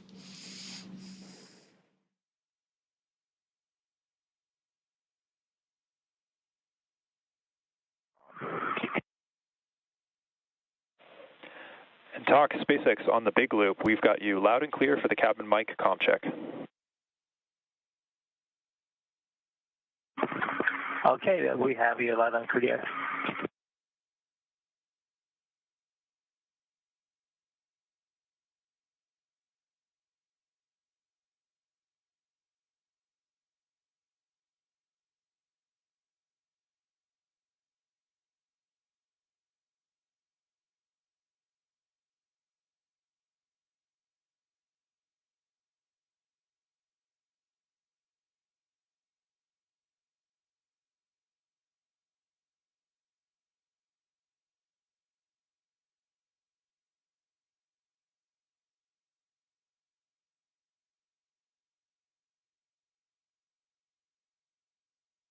This is Mission Control Houston. You're looking at a live view of the International Space Station Flight Control Room.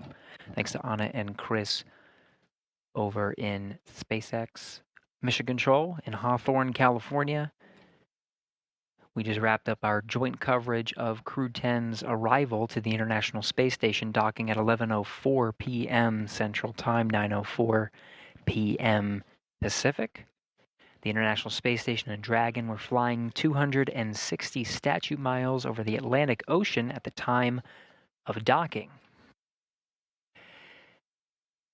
Now that the docking sequence is complete, which means the ring is fully retracted, hooks are driven, and the umbilical is extended, draw power from the International Space Station, and transfer data, crew inside Dragon is getting prepared for the next set of procedures to configure Dragon in such a way for its extended stay aboard the International Space Station,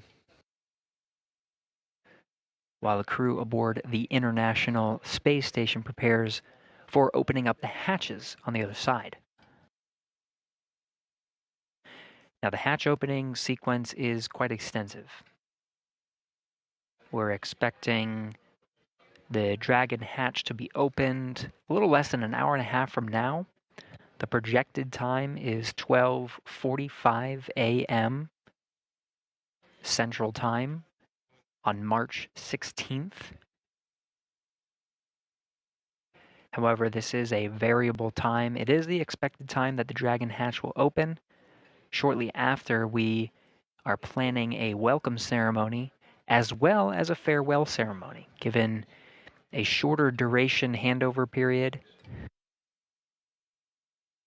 for the crew aboard the International Space Station before Crew-9 undocks.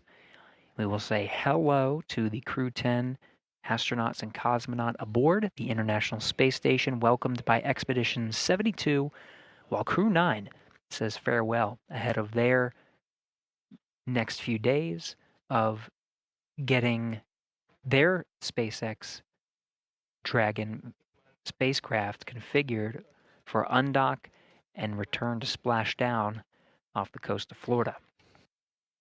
Right now you're looking at Dragon Endurance docked to the forward port of the International Space Station. Crew-9 Dragon docked to the Zenith port.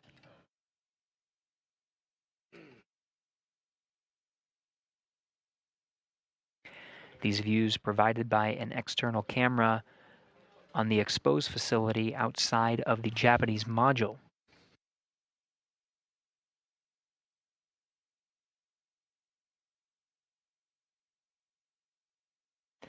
Right now we are in an orbital sunrise, so we are seeing Dragon being illuminated by the sun as we cross the Terminator line. We're just west off the coast of South Africa now, 267 statute miles right above that coast, in fact, on a southeast trajectory, heading into an orbital daytime, starting to see the horizon of Earth being illuminated by this view. We're again following the procedures inside the International Space Station.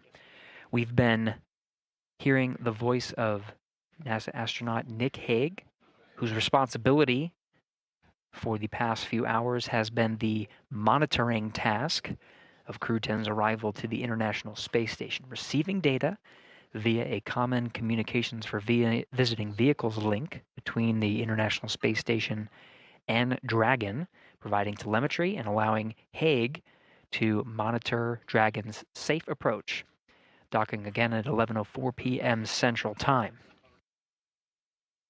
Now that Dragon is docked and the crew is getting ready to open the hatch on the International Space Station side, it's Butch Wilmore who is tasked with the responsibility of opening up the hatches. In fact, he's in the Node 2 module right now. The Node 2 forward hatch is open.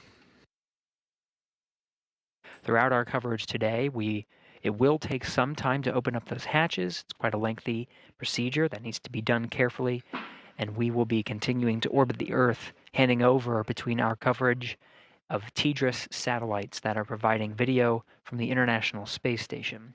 We're now in a short handover period and expecting to regain those views very shortly.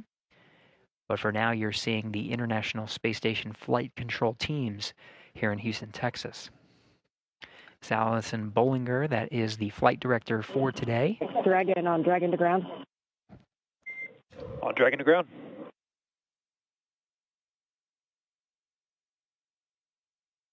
Station coming a little broken. Wondering if you're going. And Houston on 2, you copy my last. Negative, Butch. We got you in a handover. The urine hose for the procedure. Negative, Butch. Okay, sorry. Stabilization valve, APAS was open at 0426, close to 042730. You beat us to it. We were going to give you that call when you were drying your suits, but in section 5 of 4.400, we're going to have you guys waive every step but the last one. How copy? If your last call cut out, say again for urine hose. And repeating my last, but for that call in section 5 of 4.400, we are not going to have you perform any steps except for the last one. How copy?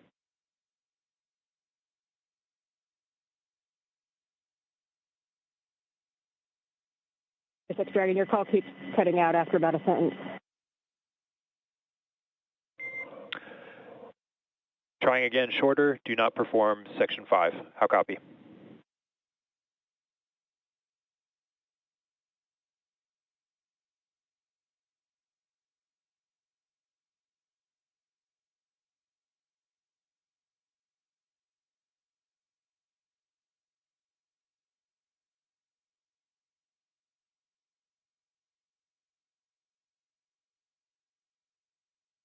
Dragon on Dragon to ground.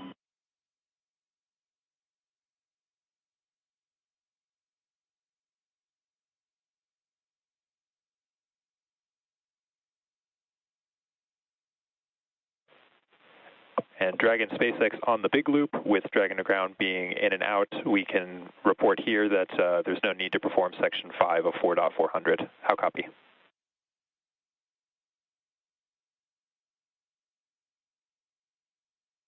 SpaceX Dragon, copy on the big loop. We can skip section 5 of 4.400. That's a good readback.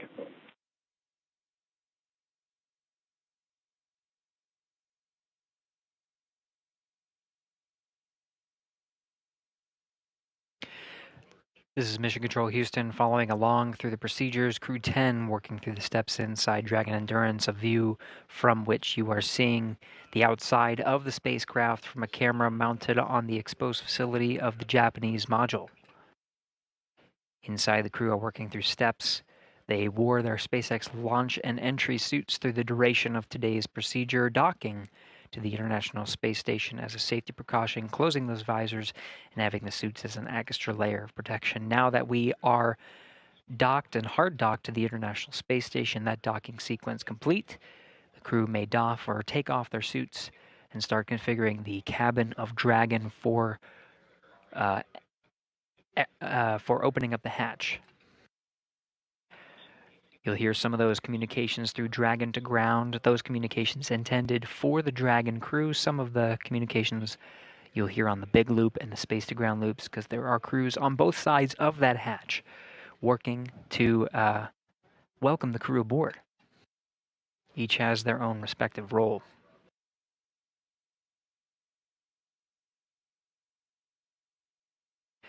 Again, while the Endurance crew works to doff their suits and configure the Dragon cabin, International Space Station flight engineers working to open up the hatches and welcome the crew aboard.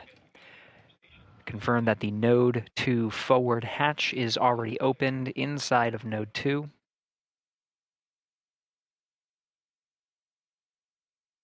Next will be the APAS hatch. The APAS hatch is the last hatch on the International Space Station side.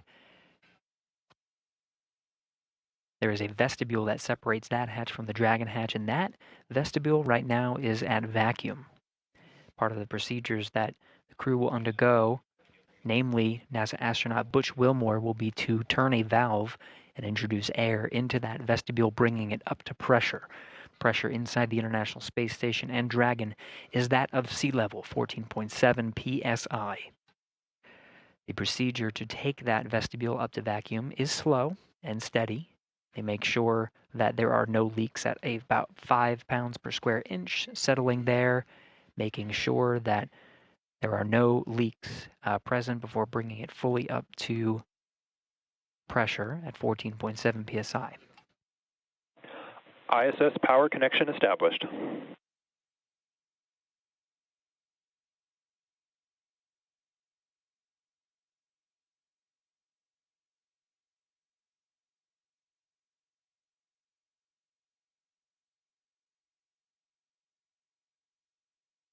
Part of the docking sequence is to extend an umbilical from Dragon to the International Space Station. That provides power and communication drawn from the station to Dragon, so Dragon no longer has to rely on battery power. And the solar arrays that you can see, the black paneled section at the trunk from this view, that call was confirming that power is successfully being drawn from the International Space Station into Dragon. Dragon no longer needing to rely on battery power.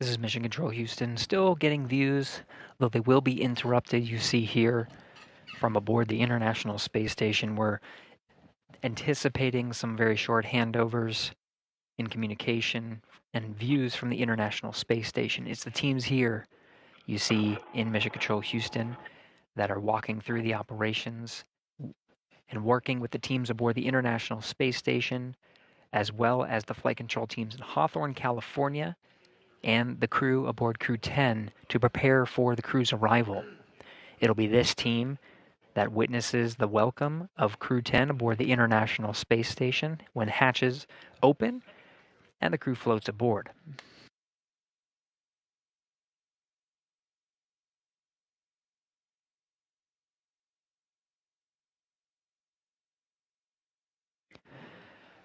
Right now we're expecting hatches to open at approximately 12:45 a.m. Central Time. This is an estimated time based on the docking time from this evening. Again, that was 11:04 p.m. So based on the procedures that the team has ahead of them, this is the estimated hatch opening time. We will remain on air and continue our coverage of the hatch opening procedures and welcome ceremony aboard the International Space Station.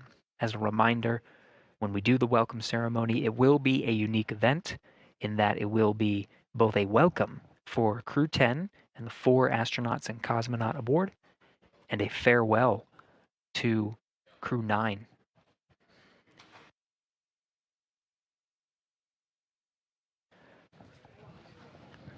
This is due to a shortened period between the arriving spacecraft and the departing spacecraft, and the series of procedures that the astronauts need to undergo to prepare for departure.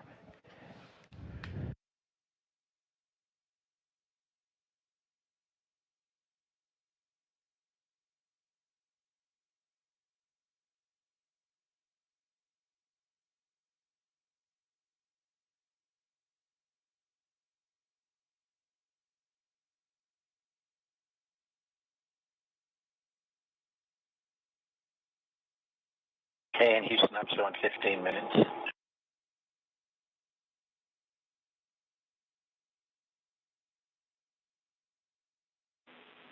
Butch, we copy. We are still assessing.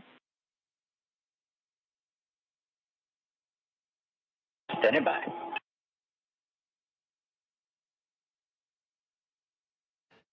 Tess Caswell is the Capcom here in the room today. In the blue blazer, Allison Bollinger.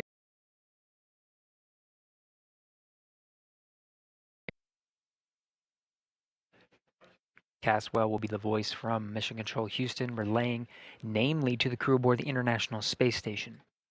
Through these hatch opening procedures, it's Caswell's responsibility to communicate with the crew inside station. This includes NASA astronaut Butch Wilmore, tasked with the hatch opening procedures, as well as Nick Hague, who is in the monitoring role during Crew-10's arrival and docking, or approach and docking to the International Space Station.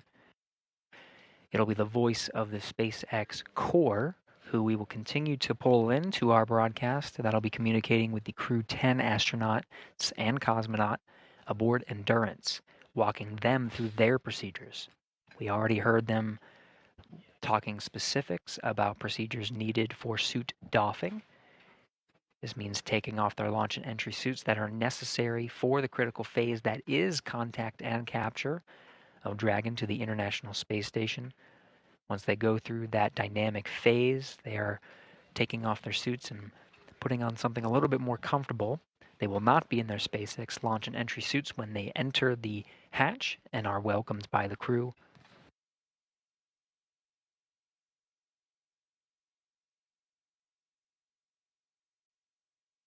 Caswell will be the voice here in Mission Control Houston that walks the crew through the welcome ceremony. Again, that will be the formal greeting. We'll see all 11 crew members aboard Expedition 72 in Node 2 of the station. This is at the very forward end, and it is the forward hatch that will be opened and is opened currently, the Node 2 forward hatch. And and where Dragon Endurance is currently docked, the forward end of the space station. It is the teams here that are walking the astronauts through the procedures to open up those hatches. Views are expected to be regained from space momentarily. It is Butch Wilmore who is tasked with the responsibility of the hatch opening procedures. You can see the Node 2 forward hatch. Now that we have views again, the white circle deeper into the hatch, and that pathway down there behind the hatch is called the pressurized mating adapter. It's that white hatch right there that is the A-pass hatch. Station Houston on the big loop for Butch. Expect approximately 10 more minutes before we're ready to press. Copy, 10 minutes.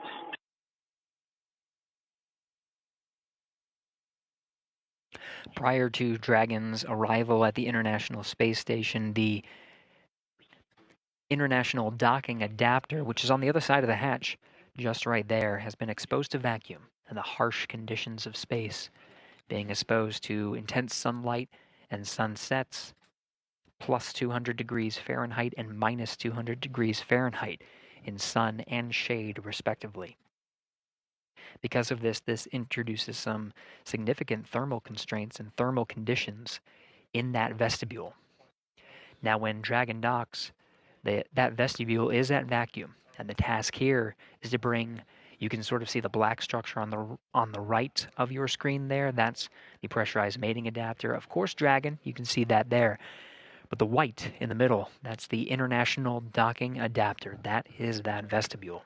It is that section there that needs to be pressurized up to 14.7 pounds per square inch. What the teams here are relaying is that those thermal conditions need to dampen out. If they were to pressurize now, there would be too much fluctuation to accurately read if there is indeed a leak. Could it be a leak, or could it be the thermal fluctuations from the intense environment that was in that vestibule?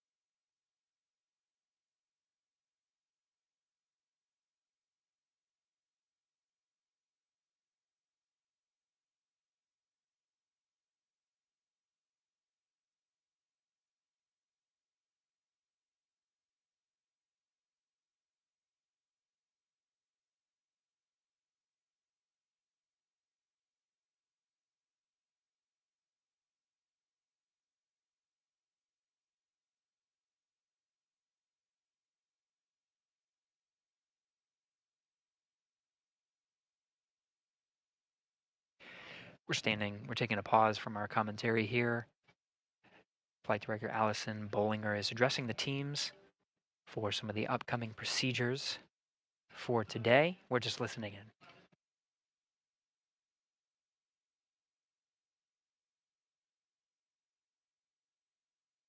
Dragon on the big loop in Dragon procedure 4.012, step 5, alpha 6, suits are drying. Copy, we're with you for suit drying.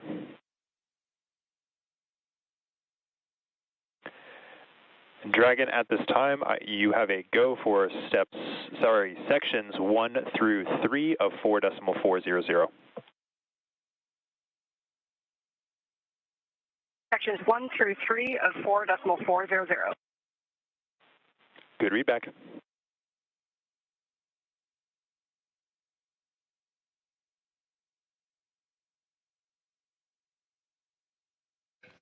As we get live views from here at Mission Control Houston, the calls you heard were of Commander Ann McLean inside Dragon Endurance, speaking with the core,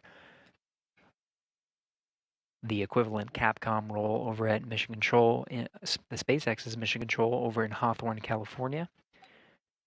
You heard that they completed their suit doffing and are now drying their suits, setting them aside, going through the next steps of procedures.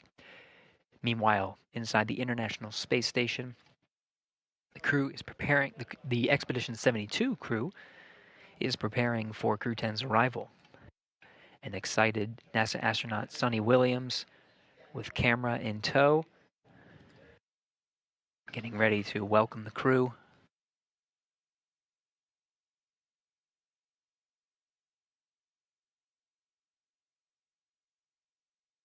Ivan Wagner and Alexander Gorbanov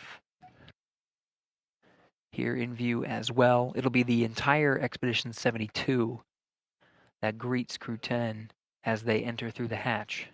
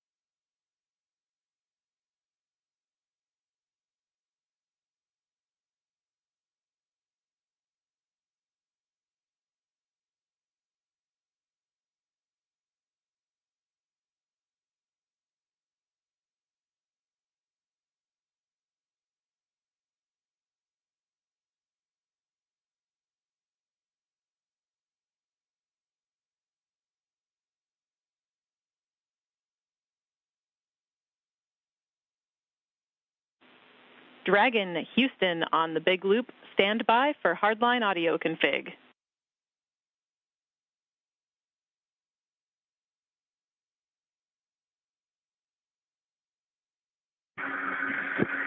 Dragon copy, standing by.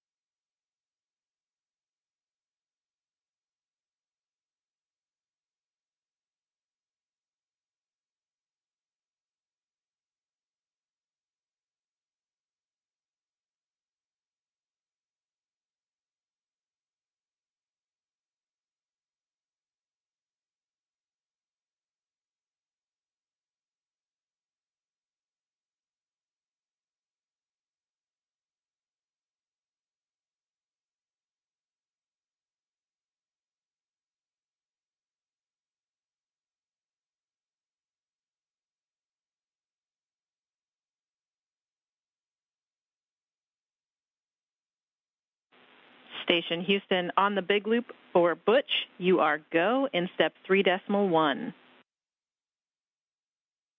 Decimal 1.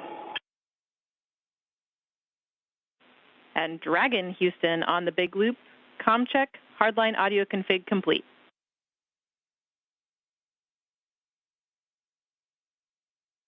And Houston Dragon, I have you loud and clear. How me? Loud and clear, talk.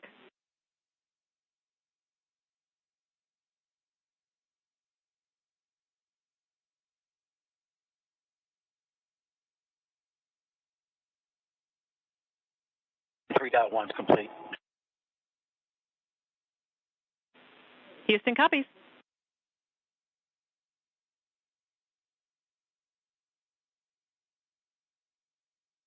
I'll just wait for your go at 3.2. Copy.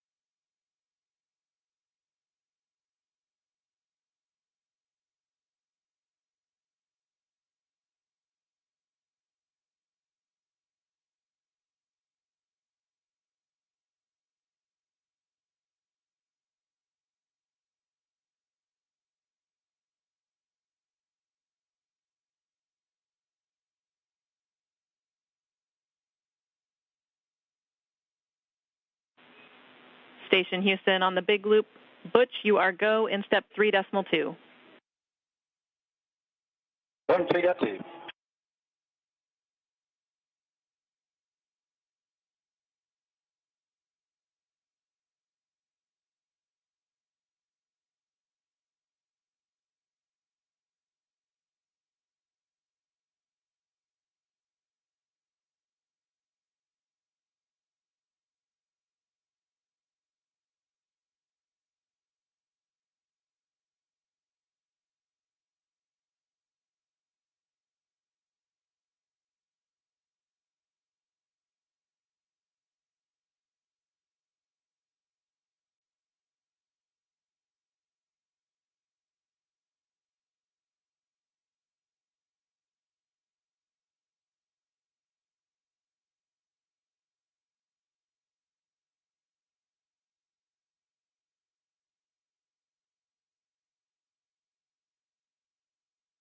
All right, Houston, 3.3 was 5:03 on the time, and we're waiting our 5 minutes.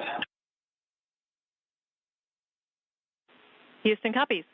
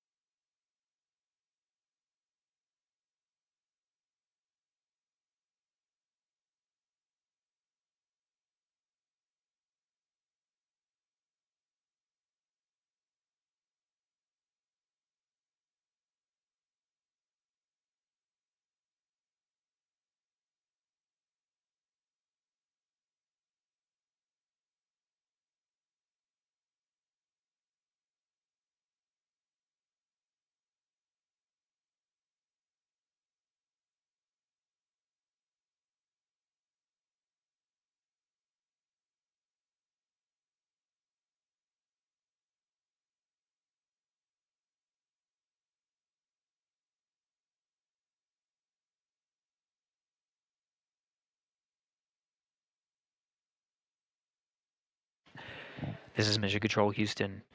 You're getting a live view inside the International Space Station. Expedition 72 crew members gathering inside Node 2, smiles across the board, waiting in anticipation for welcoming the crew aboard the International Space Station.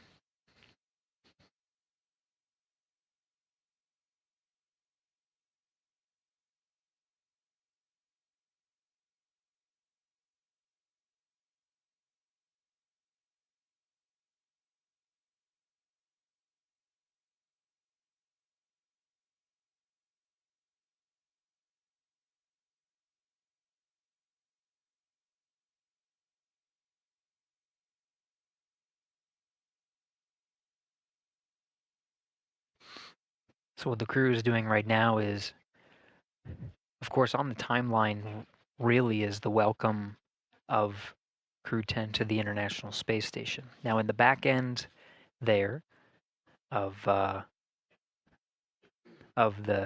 pressurized mating adapter, you can see the hatch. There's sort of center of your view. This is where we're going to see Crew-10 being welcomed. The hatch on the far end there is called the A-Pass hatch. This is on the station side. That one, they're still waiting for a go to go ahead and open that up. There's still another hatch once the A-Pass hatch is open. That's the Dragon hatch. That's the time that we'll report that hatches are open. There are 3 that are needed to connect the Dragon crew with the station crew. The A-Pass hatch, of course, on the other side is the vestibule. Once the vestibule is pressurized from vacuum up to the same pressure that's inside the International Space Station, that's 14.7 psi, we should be expecting NASA astronaut Butch Wilmore, who is the astronaut tasked with hatch opening procedures, to go through. We're showing 5 minutes. We're going to open the hatch.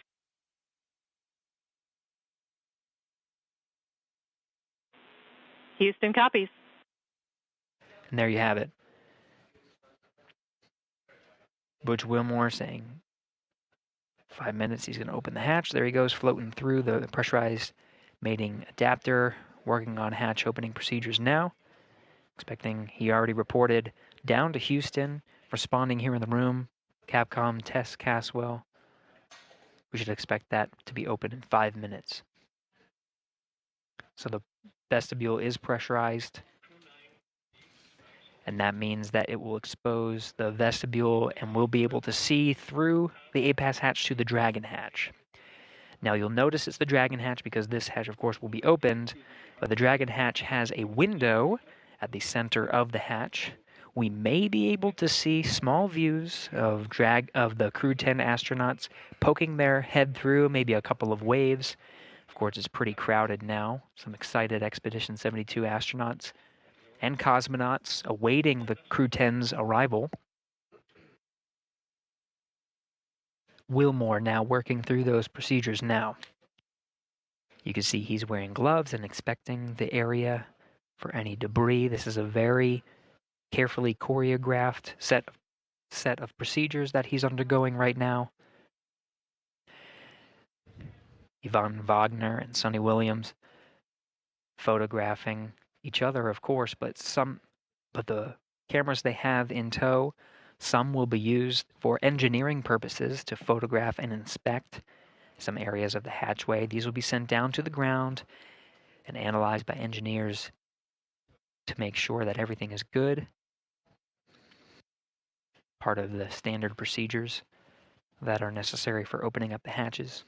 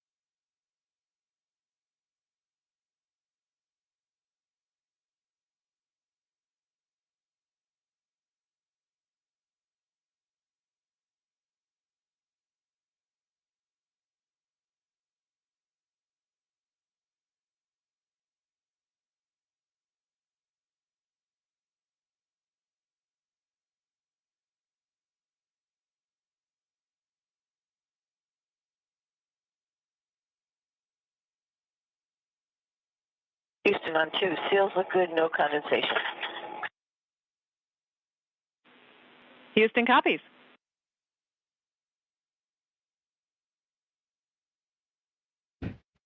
Station hatch is now open. And Dragon, SpaceX on Dragon to ground for crew status.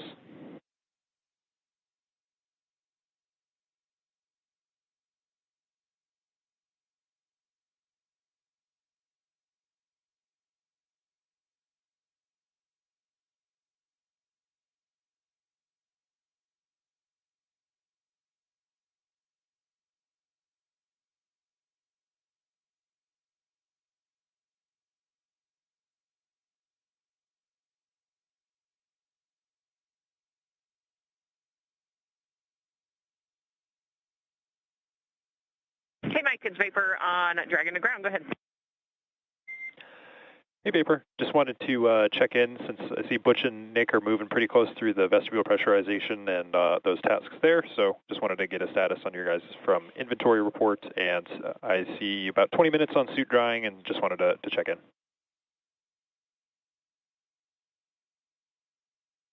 Yep, we're tracking about 20 minutes on suit drying as well. You've got 1.5 of us changed, and then the other 2 are doing the inventory and packing right now, and we'll get you the water and food inventory soon. Okay, SpaceX copies all.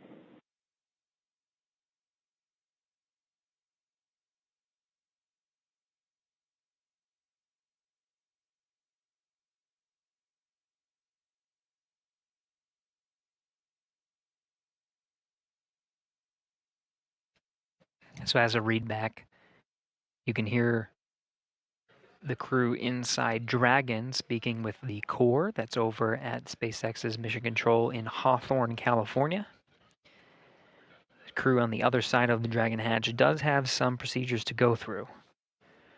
You heard they have some time on the suit drying, and then they have additional procedures ahead of them before they open up their hatch.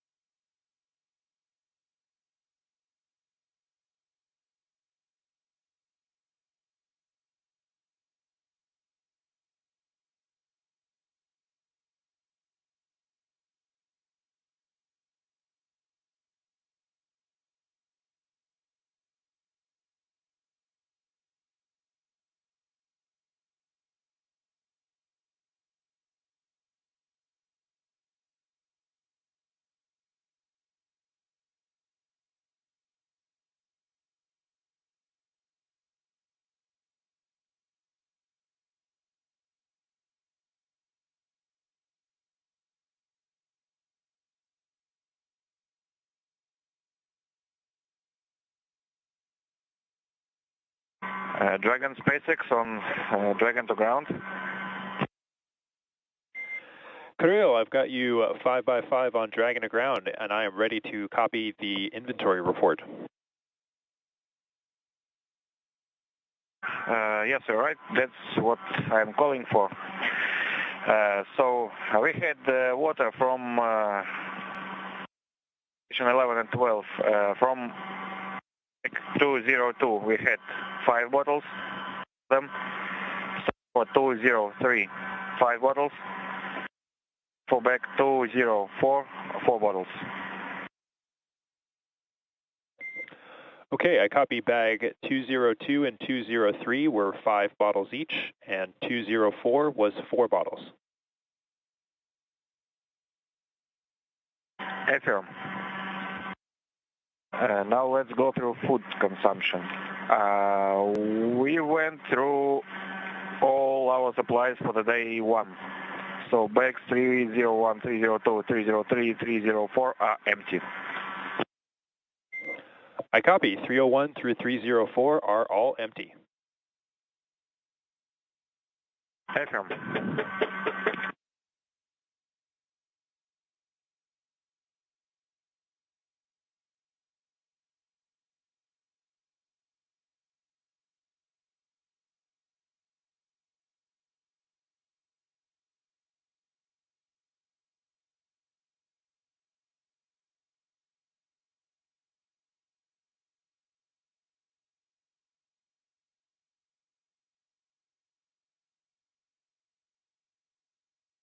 In Houston, we're up to step 4.9. Station's ready for Dragon hatch equalization. Houston copies.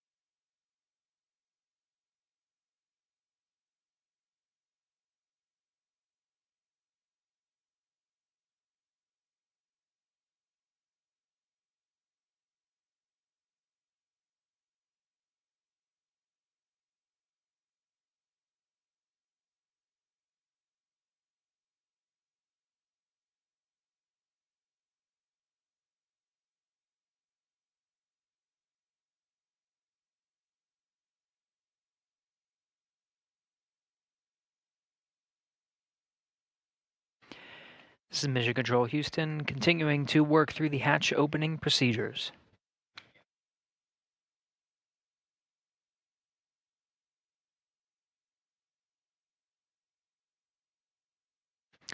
Outside of some of the channels that we patched through, that's part of the Big Loop communications.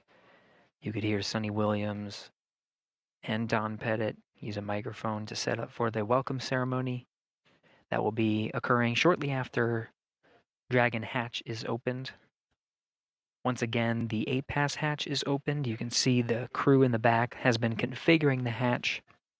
Once it's opened, they scan the area for any FOD or foreign object debris, and they photograph some of the area. That was some of the flashes you were seeing. Those images are downlinked to teams here on the ground, engineers that analyze and make sure that everything's safe. As precautionary measures, they detach the docking target. That's an extended pole that sticks out from the center of the 8-pass hatch on the other side. That was used as literally the target that we saw as Dragon was approaching the forward hatch. So that was removed. The hatch itself is covered with some fabric. All of these safety measures to protect the crew as they ingress into the International Space Station and again are greeted by the Expedition 72 crew. Now on the other side of the hatch, the Dragon crew has their own set of procedures, while the station crew is focused on ensuring that hatch opening procedures are underway. They go through those step-by-step written procedures that have been directed and sent up to them from the ground to make sure they're doing everything safely. The same thing is happening on the Dragon side. The teams in Hawthorne, SpaceX teams, are walking the Dragon crew through their closeout procedures. They have to dry their suits. They have to change into their garments that they'll wear for the welcome ceremony, similar to, polos and attire that you see here. We'll see the Dragon crew wearing, ideally, something similar, and they'll. Dragon on the big loop.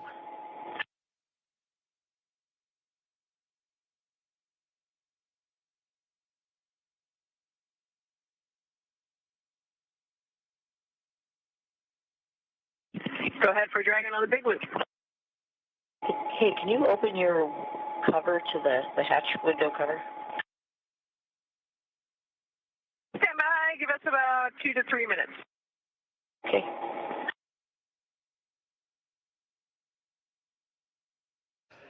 The excitement in the International Space Station is real, Sonny Williams. Over the big loop, again, the big loop configures the audio channels such that the crew inside the station can communicate directly with the crew inside Dragon. At the same time, those audio loops are patched through to control centers here in Houston, as well as the SpaceX Mission Control in Hawthorne, California. Everybody can talk on this loop. Sonny Williams, of course, eager to greet Crew-10 and welcome them aboard. As we mentioned, the SpaceX teams are walking the Dragon crew through their closeout procedures. Again, there's that little window that they can see through. Expedition 72 very eager to see 4 new crewmates and welcome them to the Expedition 72. When they enter and start their formal welcome ceremony, we will see all Expedition 72 astronauts and cosmonauts in this view that you're seeing right now. There will be 11 crew members aboard the International Space Station at the same time.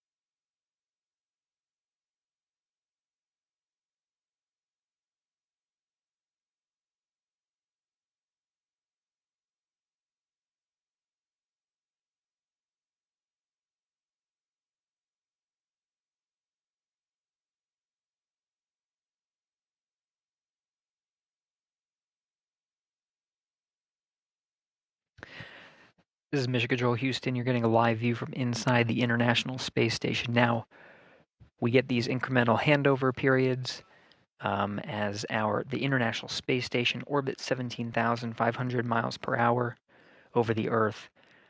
They're communicating with several geosynchronous satellites that are positioned also around the Earth and have to point the antenna in a certain way. So these handovers are anticipated as we hand over from satellite to satellite. Nick Hague and many of the other astronauts, of course, working through, eagerly awaiting to greet the Crew-10 astronauts. You saw the mask that Hague was donning. That is still Hague. He and the other crew members are working through the procedures. Though they are quite excited, you can hear the tone of the crew on board. Go ahead on the big loop. Okay, we are complete through section 5 of 4.400 and ready for hatch equalization. And then for 4.012, we're tracking 42 minutes of suit dry time in section 5.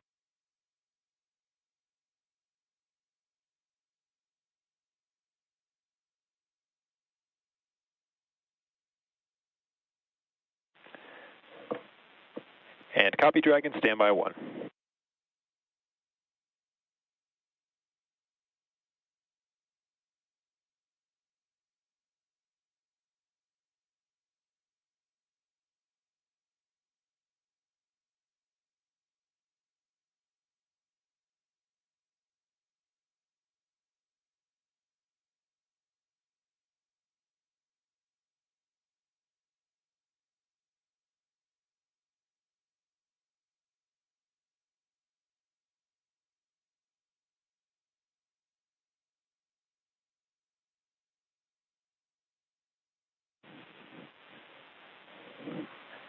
And Dragon SpaceX on the big loop. At this time, you guys are go for hatch opening per decal, followed by your remaining actions in section 6 of 4.400.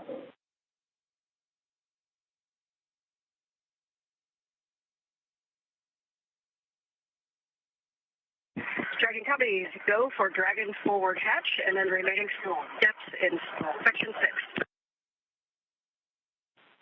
Good readback.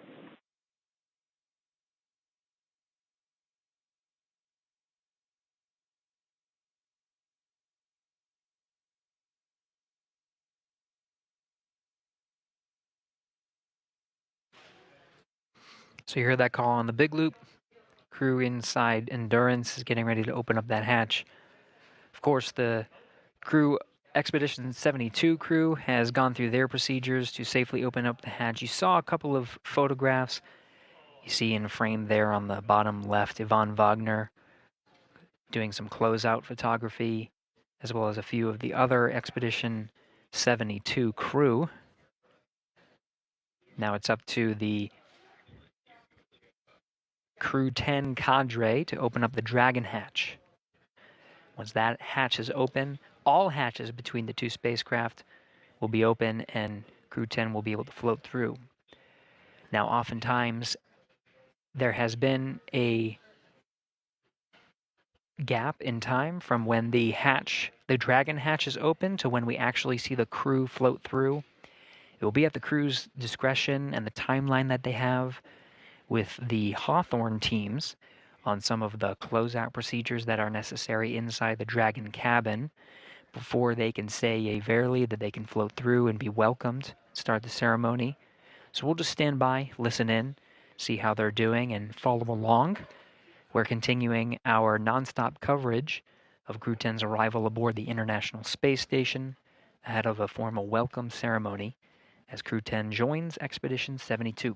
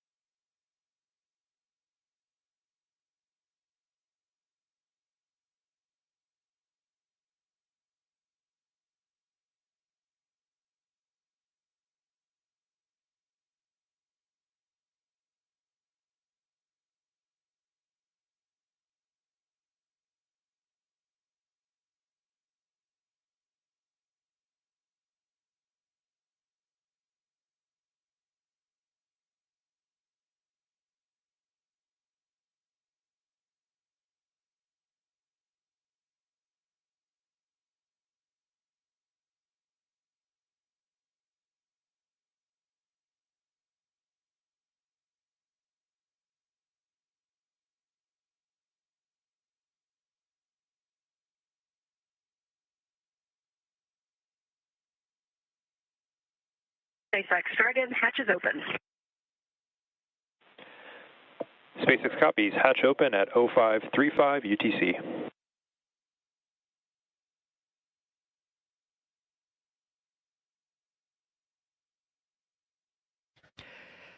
And there it is, confirmation that the Dragon hatch is open. That time of hatch opening is 12:35 a.m. Central Time on March 16th, 2025.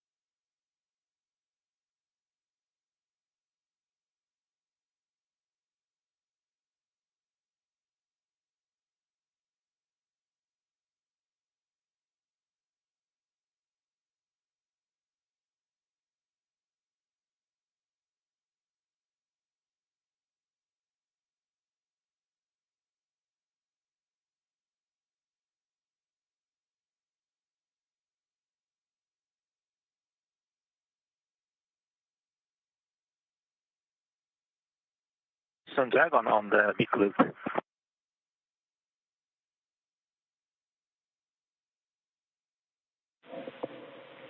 Go ahead, talk.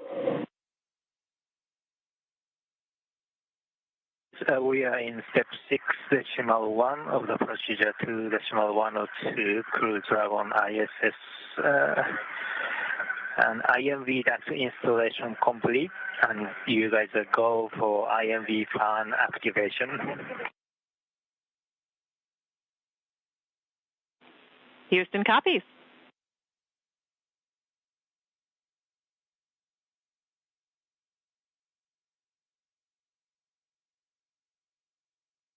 And Houston Dragon, do we have a go for LIO cartridge config?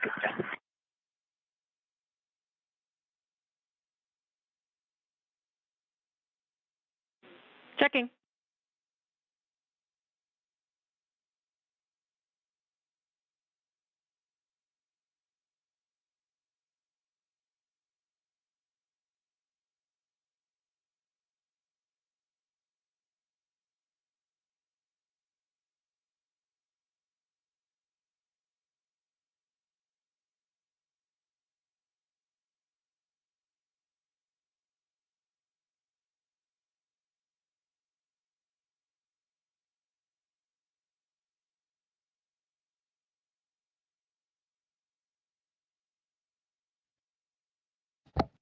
Standing by for words from Expedition 72. You see the bell in position that will be rung. Audio will be streamed down of the bell welcoming the crew.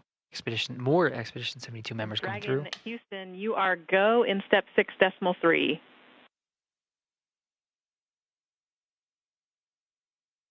Okay, go for step 6.3.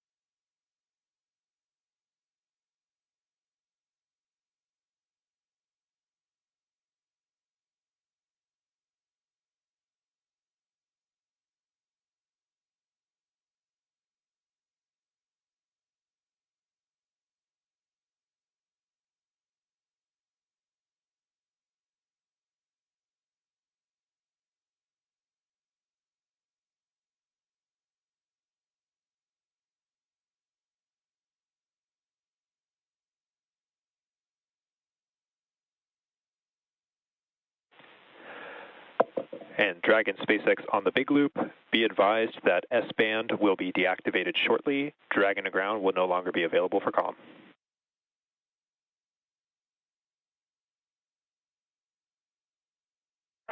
Dragon copy.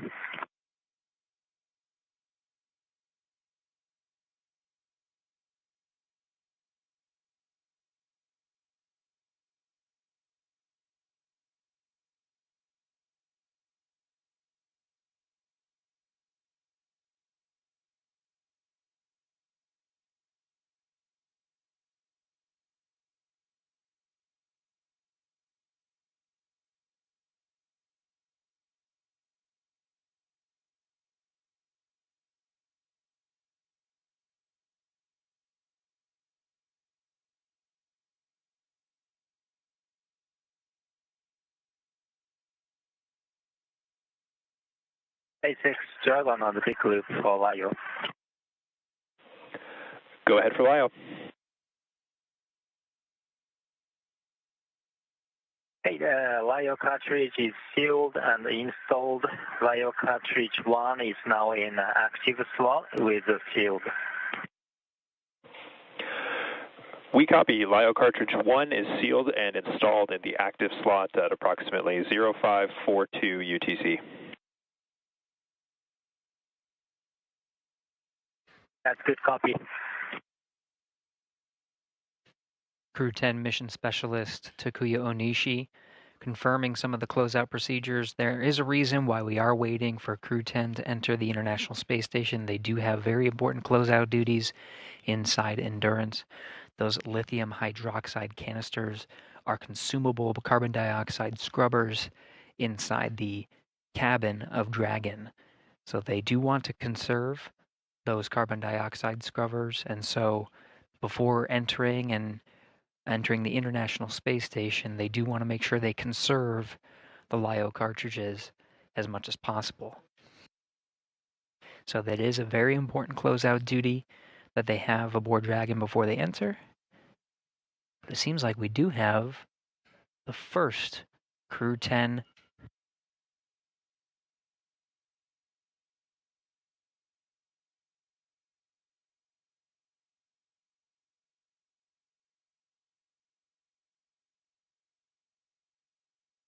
Onishi, the first Crew-10 astronaut through the hatch,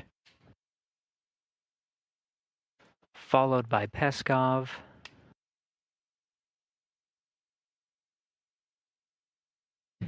Nicole Ayers, the first of the Fly's newest class of astronauts to enter, and last commander of Crew-10, Anne McLean.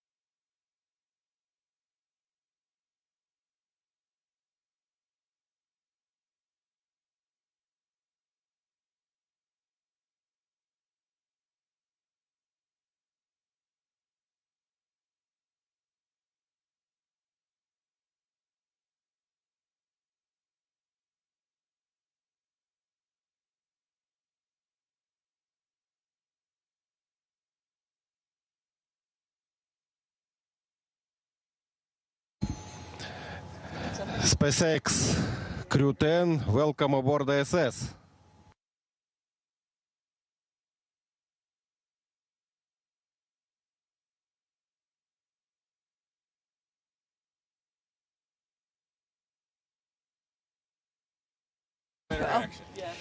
Well, hey, everybody down there on Earth. You're not hot on the mic. I know. Is the receiver? Oh, yeah, we're on. Okay, got it, got it. Okay. All right, They I thought, changed it the last minute. Got it. thought I lost my touch there for a sec. Hey, Crew-10 has had a great journey up here, about 28 hours to get back up to the space station, and I cannot tell you the immense joy of our crew when we looked out the window and we saw the space station for the first time. Returning for a couple of people, very first time for a couple of people. And let me tell you, that is such an amazing journey. You can hardly even put it into words. The ride up on the Falcon 9, orbiting the Earth for the last couple of days, it's been absolutely incredible, and it is something that none of us could do by ourselves. As we've said before, you cannot be great without the greatness of others, and I tell you, the greatness of the ground control teams have really shined through in the last few days getting us up here safely. Thank you very, very much.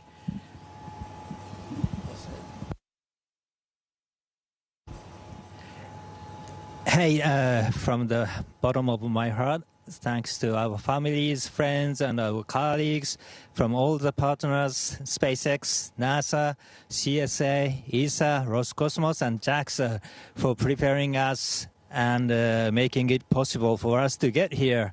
And we are so excited to now be officially part of the Expedition 72. Thank you guys. And I want to say a couple of words in Japanese from here. 日本の皆さん応援ありがとうございました。元気にここまで ISS まで帰ってくることができました。明日からまた、一生懸命、希望でのサイエンス等を含めていろんなタスクを頑張っていきたいと思います。ぜひ応援よろしくお願いします。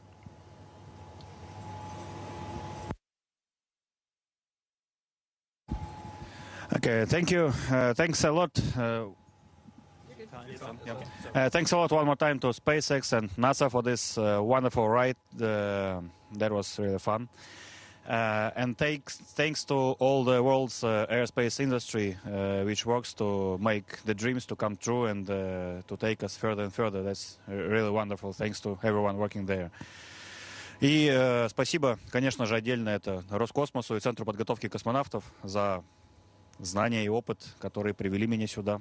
Будем работать славно, работать дружно во имя, во благо всего человечества. Передаю микрофон.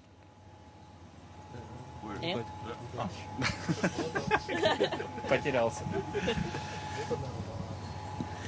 I'd like to just say again, thank you to SpaceX for the awesome ride up here. As a rookie, that was one of the coolest things I've ever done, and I can't wait to get to work up here. So excited for the 4 pilots and us that just got to get to space together, and now we're 4 astronauts together. So thank you to all of our friends and families, and thank you to all of the instructors and all of the ground teams who got us here. Can't wait to get started.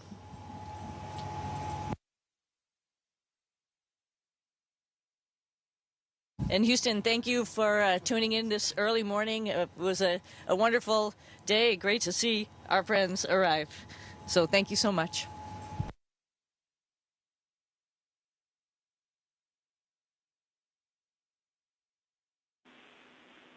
Thanks to all participants. Station, we're now resuming operational audio comm.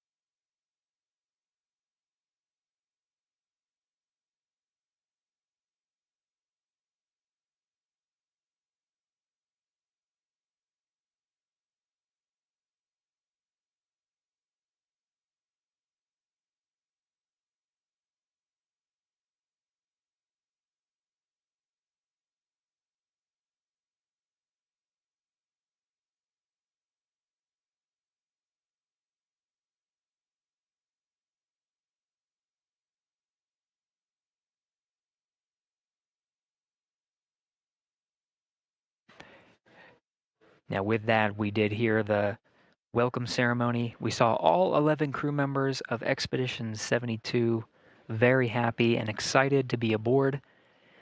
It'll be they'll now go into right now is what they're scheduled to do is just have some time to chat with each other before a formal safety briefing, just getting to know a refresher really of the safety procedures aboard the International Space Station before they transition into some work, including transferring some cargo before heading right to sleep for the Crew-10 crew. There's going to be some shifting involved and a handover period before Crew-9 undocks, and we'll expect more information on that timeline very soon. But for now, we do have all 4 crew members of Crew-10 on board the International Space Station. That includes Commander Anne McClain, pilot Nicole Ayers, both from NASA, and mission specialist Takuya Onishi from JAXA, and Kirill Peskov from Roscosmos. All 4 crew members join Expedition 72, now 11 crew members on board. After the welcome ceremony and the work done by the teams here in Mission Control Houston, the live view from what you're seeing, will now wrap up our coverage of the approach and docking of Crew-10 to the International Space Station.